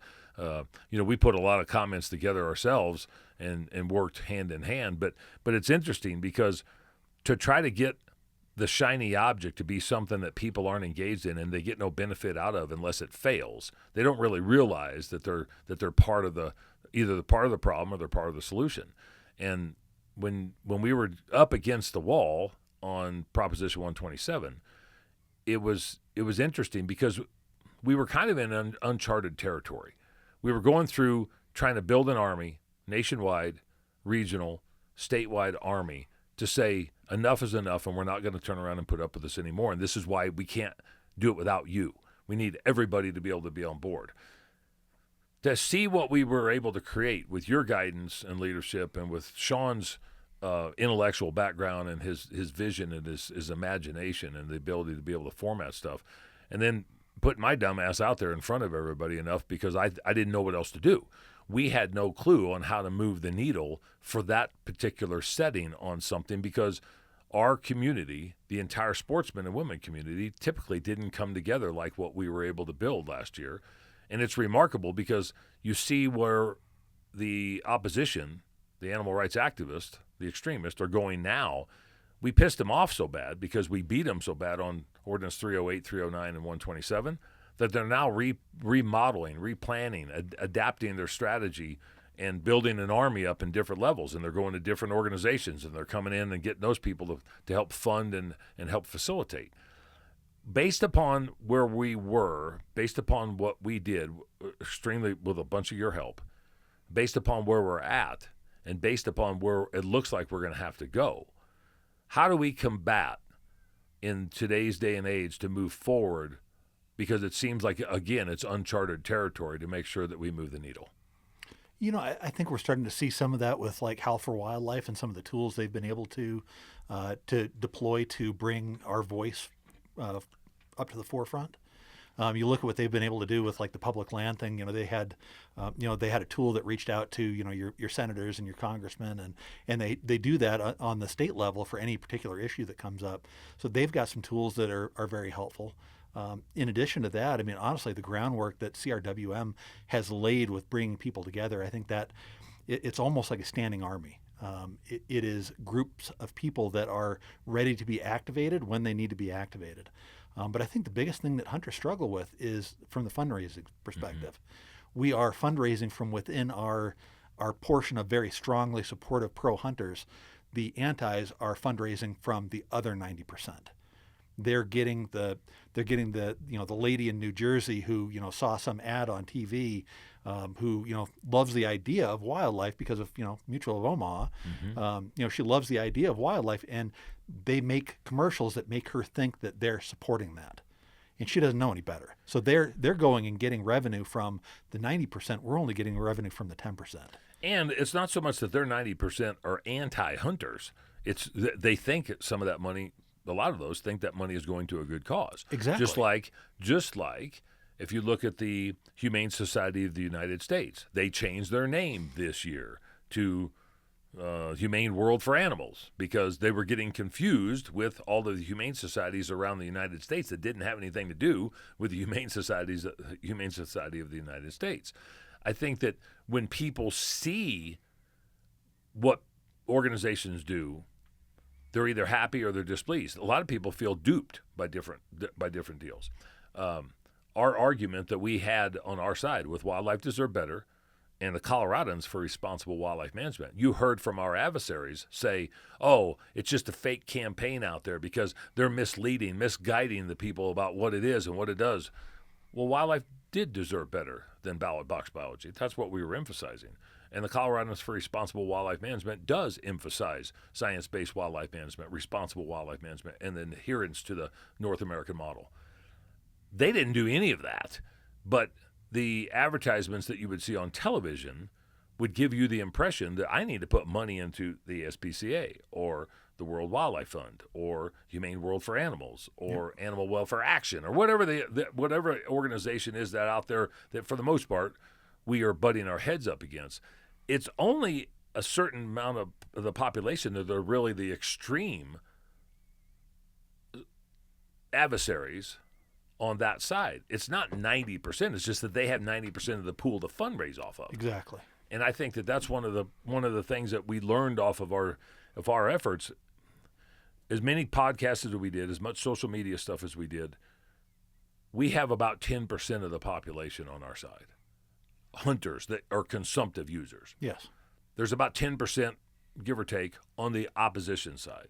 There's 80% in the middle. But we're not fighting for the 80. We're fighting for 41 of the 80 is what it turns out to be. You only need that majority. Yep. But you're hoping that they're educated enough to make the right decisions to maybe you end up with 53 of the 80, or maybe it's 57 of the 80, or whatever it was. But look at what happened on Ordinance 308, 309, and 127. We weren't fighting for that 41. We were actually given 48, 49, or 50 because they said, hey, wait a minute.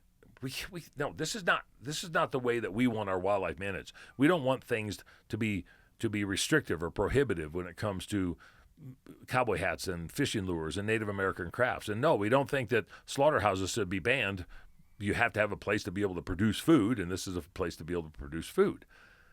The misinformation that went out through the campaign that tried to counter every single thing that we were doing. And when I say everything we were doing, the community as a whole, that included Howl for Wildlife. It included Safari Club International, Rocky Mountain Elk Foundation, Wild Sheep Foundation, all the big mothership organizations. That message was trying to counter everything that we were doing. Do you think that that's something that could be sustained for us to be able to do as a community over and over and over again based upon our successes of the past? I think it has to. I think we lose our lifestyle if we don't. I think there are enough people in this country that are so disconnected from where their food comes from that they're relatively easy to sway if we don't keep the messaging up. What's the best way to do that? By creating compelling messages like what we've been doing. I think when we first talked about me coming on with CRWM and on a pro bono basis managing social media to try to, like I told you at the time, I didn't want to see what happened with 114 happen again with 91, but 127. And I said that when 114 ended up getting passed by 1%, I didn't feel like I had done enough to try to stop it, to try to overcome the ignorance that allowed that to pass and the effects that are going to happen as a result of that. So I wanted to get involved because I wanted to know that I did everything I could to prevent a similar tragedy from happening in this to our lifestyle. You said something just a couple minutes ago that when you post things about hunting, your viewership decreases. They try to get it to decrease. So did you see that from your support of 127 last year? Oh, yeah, absolutely. And so you as an individual doing what you do on social media and what you do for a living saw a decrease in activity, in relevance, in money because of what you do for a living. And you sacrificed yourself knowing that what you believed in was for the bigger cause of the greater good. Based on prior numbers, I probably lost between $30,000 and $50,000 in lost revenue by decreased viewership as a result of supporting CRWM. So if you were to give somebody a piece of advice or a plea on a platform like this, what would you tell them is a sense of urgency or and it's imperative to be able to help provide a mechanism and a conduit to keep a message going, because it's not just during the fight, it's outside of that? What would you tell them from your perspective that if you lost $30,000 to $50,000 of what you didn't make and somebody else is griping about a $100 donation or they don't want to give $25 or maybe they got $10,000 to give, what would you tell them to do in preparation for the inevitable that's yet to come? At the end of the day, if we're not willing to put everything that we have into fighting for what we love, the lifestyle that we live, our way of life, for the wildlife that we love. Just even from a photographic standpoint, this whole rewilding thing is not a panacea for making everything Yellowstone. It's not going to mean there's going to be wildlife everywhere. We're going to see these huge, rises and drops in population. It's not going to be a sustainable model. We know that. We know that the most consistent managed wildlife is managed by the North American model. And so if we were to just not do anything, let's say, for example, I didn't reach out and we didn't support CRWM and CRWM wasn't successful in this past. It's like Jenga. You can only take out so many things before the tower falls. This was a block that I didn't feel like it was.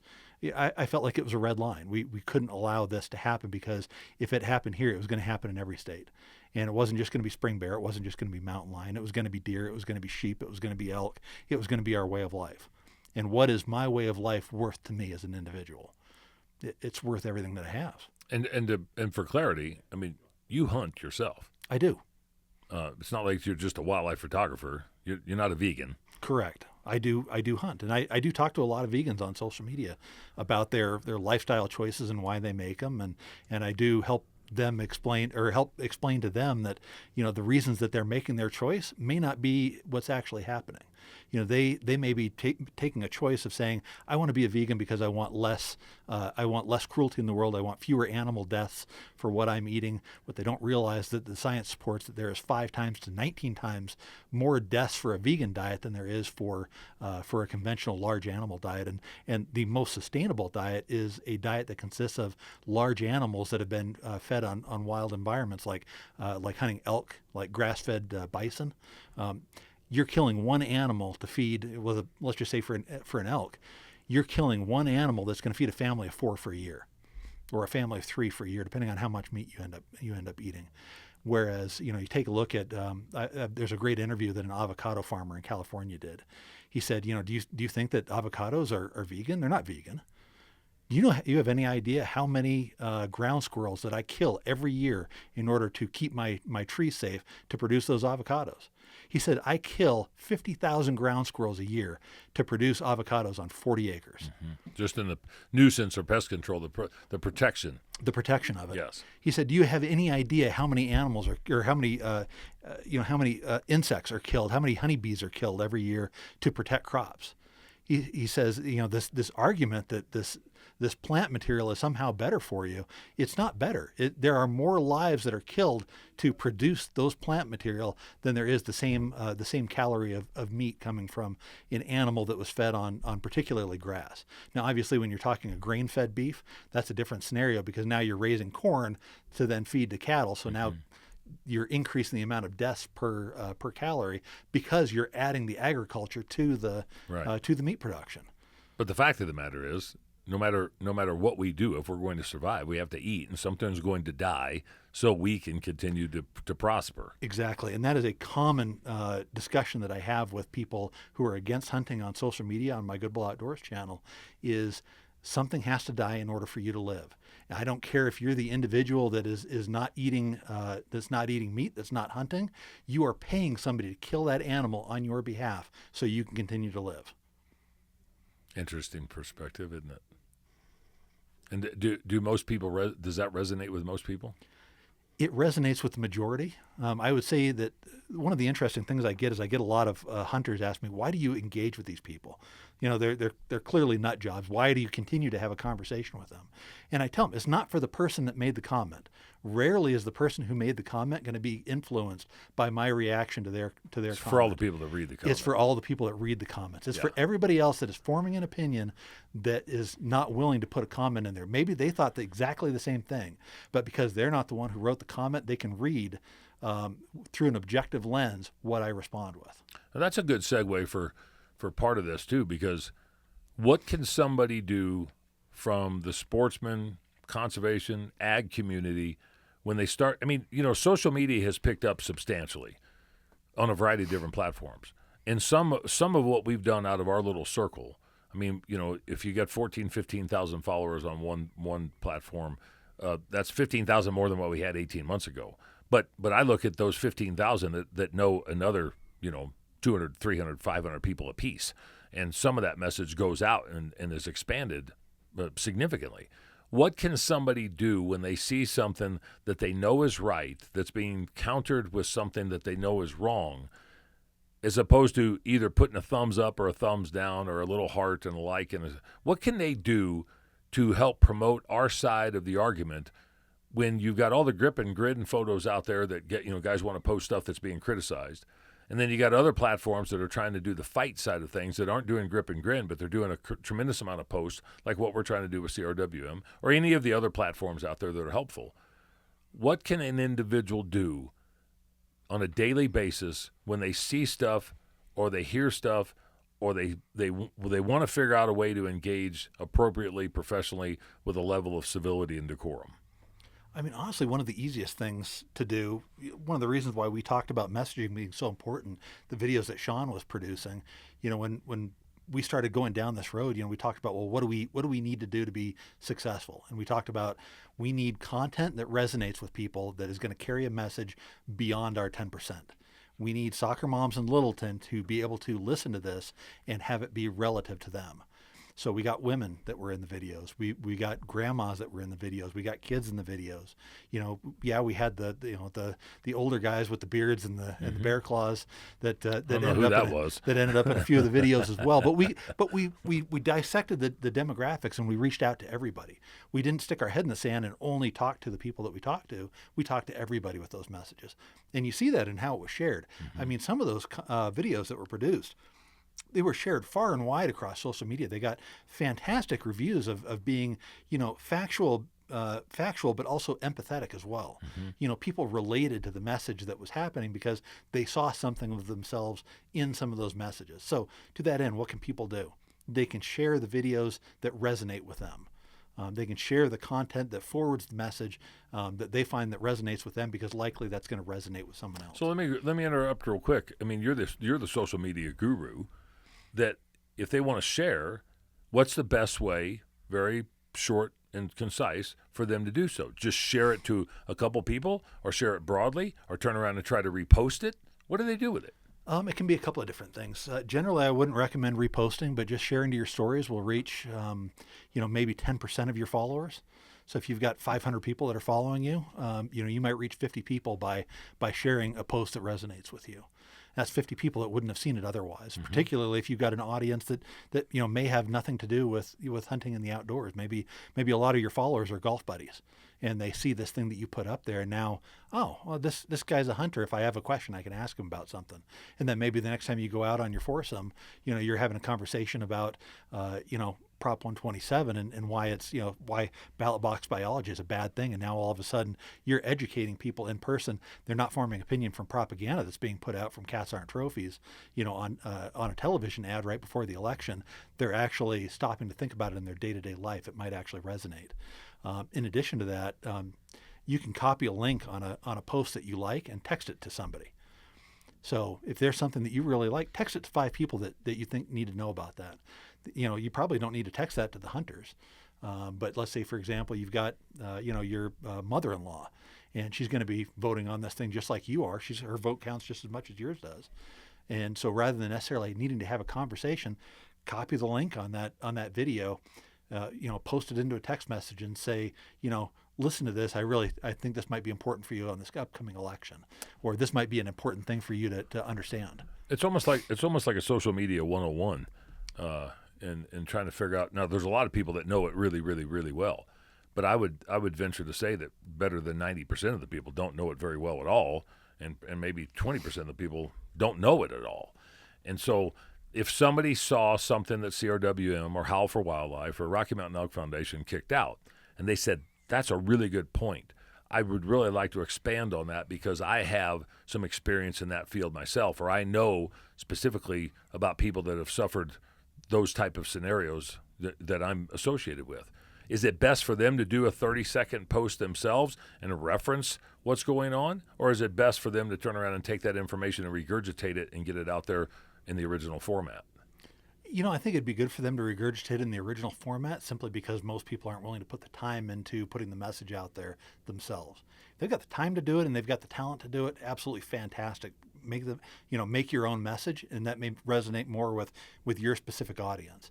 But for the most part, people are on social media just little blips at a time. They'll pull up social media while they're waiting in line for their order at McDonald's to come through. While they're waiting on their number to be called. So they'll open Instagram and they'll flip through and they'll see a few videos. If that resonates with them, they've got very little time to actually engage with it and to do something with it. And that's why sharing it to your story, you can literally hit 2 buttons and you're done, and it's shared to your story. Okay. And then your audience is seeing it. Whereas if you want to stop and actually create a video yourself, okay, I'm going to have to get my phone out. I'm going to have to record it. I'm going to have to edit the video a little bit to trim off the front and the back end of it. Most people aren't producing content to those degrees. If you look at what we're doing, I'm posting 4 to 5 times a day to each one of my accounts on each one of my platforms. That's 2 different accounts, 4 different platforms. That's 8 times 5. That's 40 posts a day that I do on a daily basis. I am not your average social media You're consumer. a raging savage, aren't you? But that's how I hit 2 billion views in a year. It's not by luck. It's not by circumstance. And frankly, it's not even by people sharing my content. It's about consistency and putting a lot of content out there, because one of the things that I tell prospective clients that I manage their social media for is it doesn't matter what your duds are. It doesn't matter that you go up to bat and you strike out 9 times. What matters is that one time that you step up to the plate and you hit a home run, because those other 9 times, nobody saw it. The whole idea of social media is that nobody sees the stuff that doesn't resonate, but they only see the stuff that really resonates well. So if you've got that one home run out of 10 times that you come up to bat, that's what people know you for. And so for the hunting community, we need to be not concerned about the 90%. We need to be concerned about the 10% that we can really use to get the message out there. That's why CRWM grew so much so quickly, is because we were hitting home runs on a more consistent basis. It wasn't the duds. We had plenty of duds. We had plenty of videos that we put up that didn't go anywhere because they were shadow banned or whatever the case is. But when you found the right one that resonated with people, it went out to a wide audience, and that's why we were able to reach as many people as we did. Do you think that formula can be successful moving forward, or there needs to be continual adaptations and changes just because of the change in the technologies? I mean, the algorithm's always changing. We look at it every 6 months or so. There's going to be a major change to each one of the platforms. I mean, it used to be that, photos were the way that you got noticed on social media. Now it's all video. I mean, 95% video is the way that you grow your audience. So if you don't have a strong video component, let's look at RMEF, for example. They had social media presence very early. They grew up to, let's just say on Instagram, 300,000 very quickly. Then they plateaued once video came out because they don't have a production model for putting out a lot of strong video content. I think last time I looked at them, they were 363,000 followers, but it's been a while since I looked at RMEF_official.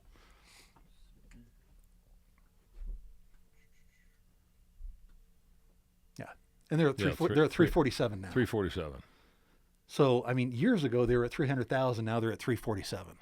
Whereas in 2 years, the Good Bull Guided account went from 0 to over 400,000. So I now have 2 accounts that are higher than Rocky Mountain Elk Foundation. Why do I have 2 accounts that are higher than Rocky Mountain Elk Foundation? Because I'm putting out more content that's more relative to more people. And you try not to be too political. That you do a little bit, but you try not to. You're not like what we are, and you're not doing. The thing with Rocky Mountain Elk Foundation, it's a membership-driven deal, and it's a nonprofit in a C3 status, different than a private side of what you're doing. But you're trying not to be what we're doing and not what they're doing. You're doing it on your own, and it's more holistic and organic material. It is. So if you look at we've got Good Bull Outdoors, which you've got up right now on the screen. The thing with Good Bull Outdoors is it was always intended to be an interface between people who loved wildlife and people who loved hunting. So I knew that I could grow an audience in just hunting by focusing on hunting content, but it was never going to be as big as if I included the entire audience for wildlife enthusiasts. By creating an audience that contains both, I can now speak to both. I have followers, 452,000 on Instagram, that I can put out content from CRWM, and it can be seen by people who have no idea about hunting, but who love wildlife. And now we're giving them a reason why the North American model of wildlife conservation is a good thing and ballot box biology is not. Because we have a 100-year, 125-year history of wildlife being managed successfully using the North American model. And this whole idea of, rewilding is this, wild fantasy that just doesn't make sense, because we've got so many people in a place like Colorado. We can't rewild Colorado.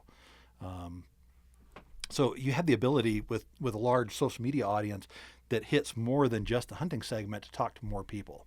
And using this platform has allowed me, despite the censorship that I experience, has allowed me to talk to more people and to let people know about things like CRWM and to promote our no on 127 agenda that we had. Even though it's cost me, that's the whole reason it was there in the first place, was to Good Bull Outdoors was there specifically to talk to people about this issue and people who are outside of our 10% community. This is a conversation that as we grow in messaging through an education campaign, they could probably go off in 50 different rabbit holes depending on what you have to deal with. It would be worthy, in my opinion, to have you back on at some point in time because as we approach in Colorado in the 2026 general election, you're going to have things that probably you and I have to fight together on, and then you're going to have legislative elections, you're going to have governor elections, you're going to have a variety of things that are probably going to be detrimental to somebody in the state that are going to resonate with us or resonate with our audience. Based upon what we did on 127, and as early in the game as what we got for what CRWM was doing and how we strategized and positioned ourselves with a lot of support with a lot of other people and organizations and entities, if you were to give one or two pieces of advice to another state that is dealing with something similar, that was trying to duplicate, emulate, or replicate what CRWM was able to accomplish with all of those supportive staff, what would you give them as a word of advice if they don't have any more than what we had when we first started and you were observant to see what we needed to do? What would you tell them and say, in Oregon, Washington, Idaho, Montana, Utah, wherever the hell it might be, whatever it might be, what do they need to do to get their asses together in preparation for the inevitable, even though it might be just be kind of subliminally building up at this point in time and festering, knowing full well that they got a bigger thing coming down the pike? They need to get their supporters together in a cohesive manner. They need to be able to activate the people that support their agenda. Right now, they don't have that. CRWM is really the only organization that's been able to do that. There's other groups like down in Arizona when the trapping ban came up shortly after 127. Yeah, Conserve and Protect Arizona and the Arizona Working Dog Alliance. Yep. So they were able to very quickly ramp up and get people into that commission meeting to overwhelm the other side. I mean, the other side basically didn't even show up. Mm-hmm. And they flooded that meeting, and we've seen that over and over again. It is the group that reacts and responds, and one of the reasons that Hal created their video testimony is because it was the regular testimony was so effective in overwhelming the. Let's just say, for example, there was a legislative thing in Washington, and they were trying to vote on spring bear. There were tens of thousands of messages that were coming from Howell, but they were written messages. They were emails that were going into the commissioners' inboxes. And then the antis were coming along saying, oh, those are all fake. Well, you can't do that if it's a video of an actual person recording it.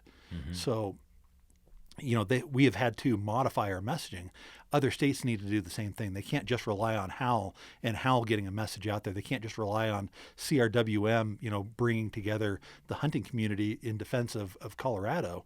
You need to have on a statewide basis a presence that can then be called up like a standing army to say, okay, we've got an action item. We need to go now. We need to create content. We need you activated. Here's what we need you to do. We need somebody that essentially acts as a project manager to say, this is how we defeat this. These are the steps that we need to take in order to defeat this thing that we're up against in whatever state we're in. One of the analogies that I gave on a couple podcasts this year was people have asked, how do we do this? And what I said is similar to, and I use sports analogies a lot because I think it's relevant in the circumstances, but it's relevant for life.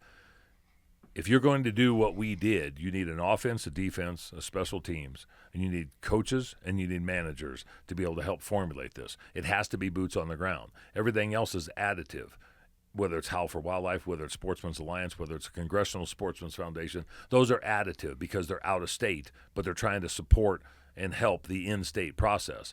The stuff that the in-state can do, just as what you helped us do and what Sean did, the social media side, the relevancy, the day-to-day operational side of being able to consistently get a message out without paying for a $10,000 ad on television that is only going to air once or twice, or you got to pay for it 35 times. Social media is something that can get out there that you can build off of. Looking from what we created and what other states are having to deal with at this point in time and what you just suggested, how long in advance does somebody need to do that in preparation for what they think might be coming down the pike? I mean, I feel like we had the minimum amount of time necessary with CRWM. When I engaged, we had, 6 months? 6 months. Yeah, we had 6 months of groundwork. And we got it to where we were just starting to hit our stride right at the election time. Had we had even one less month, we wouldn't have had nearly the impact that we had.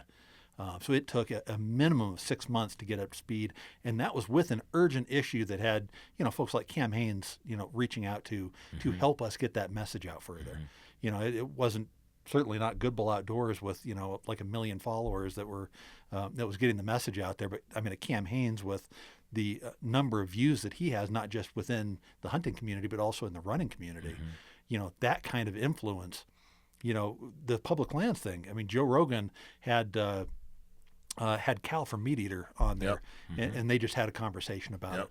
I've had Cam Haynes and I've had Joe Rogan share some of my posts on their stuff, and they're reaching a lot more people than I am. So you need people who are able to put the content together, and then you need to be able to get people that are putting the content out there.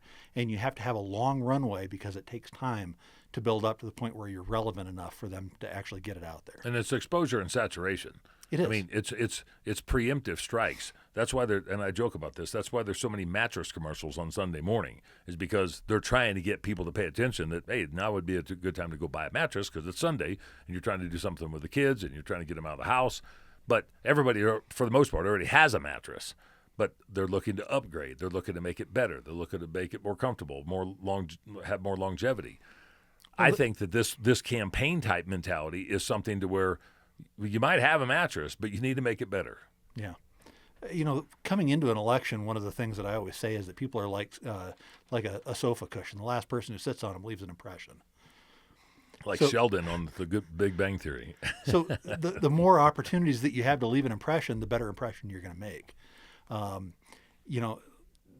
more that we were able to get the message out there leading up to 127, people weren't just seeing our stuff one time. They were seeing our stuff 5 times, 10 times. We were reaching an audience repeatedly, not just that one time right before the election.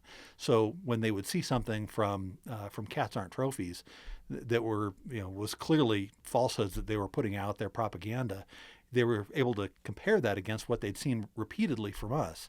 And they were able to say, well, that just doesn't make any sense.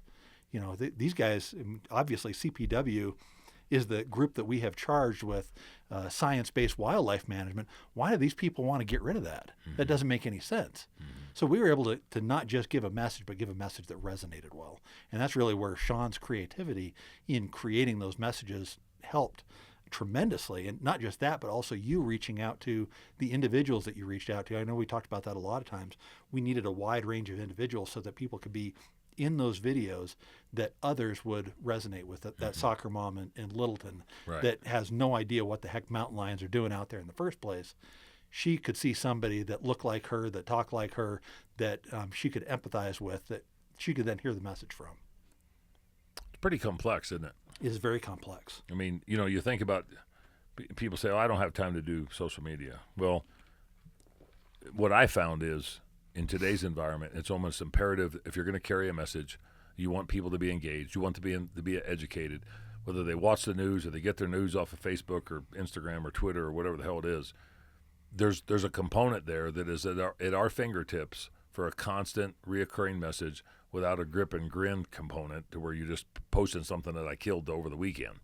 And I think that resonates with a tremendous amount of the audience that at least is acknowledging that what they do today is going to have repercussions or benefit of what they do tomorrow or next week or a year from now when it comes time to vote, or to get involved at the commission level or get involved at the legislature, and to be able to build up an army and a funding mechanism that can help sustain what we've been trying to do since our inception, but specifically since we've beaten back all of these issues in the legislature and at the commission and now at the ballot.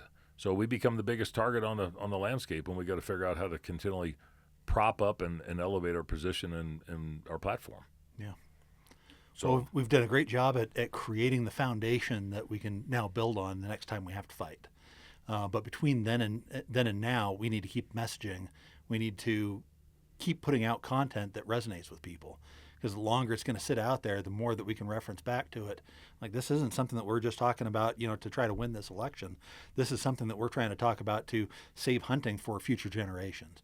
This is something that we're talking about to try to save science-based wildlife management for, not just the people that are around today, but for the people that are going to be around 100 years from now.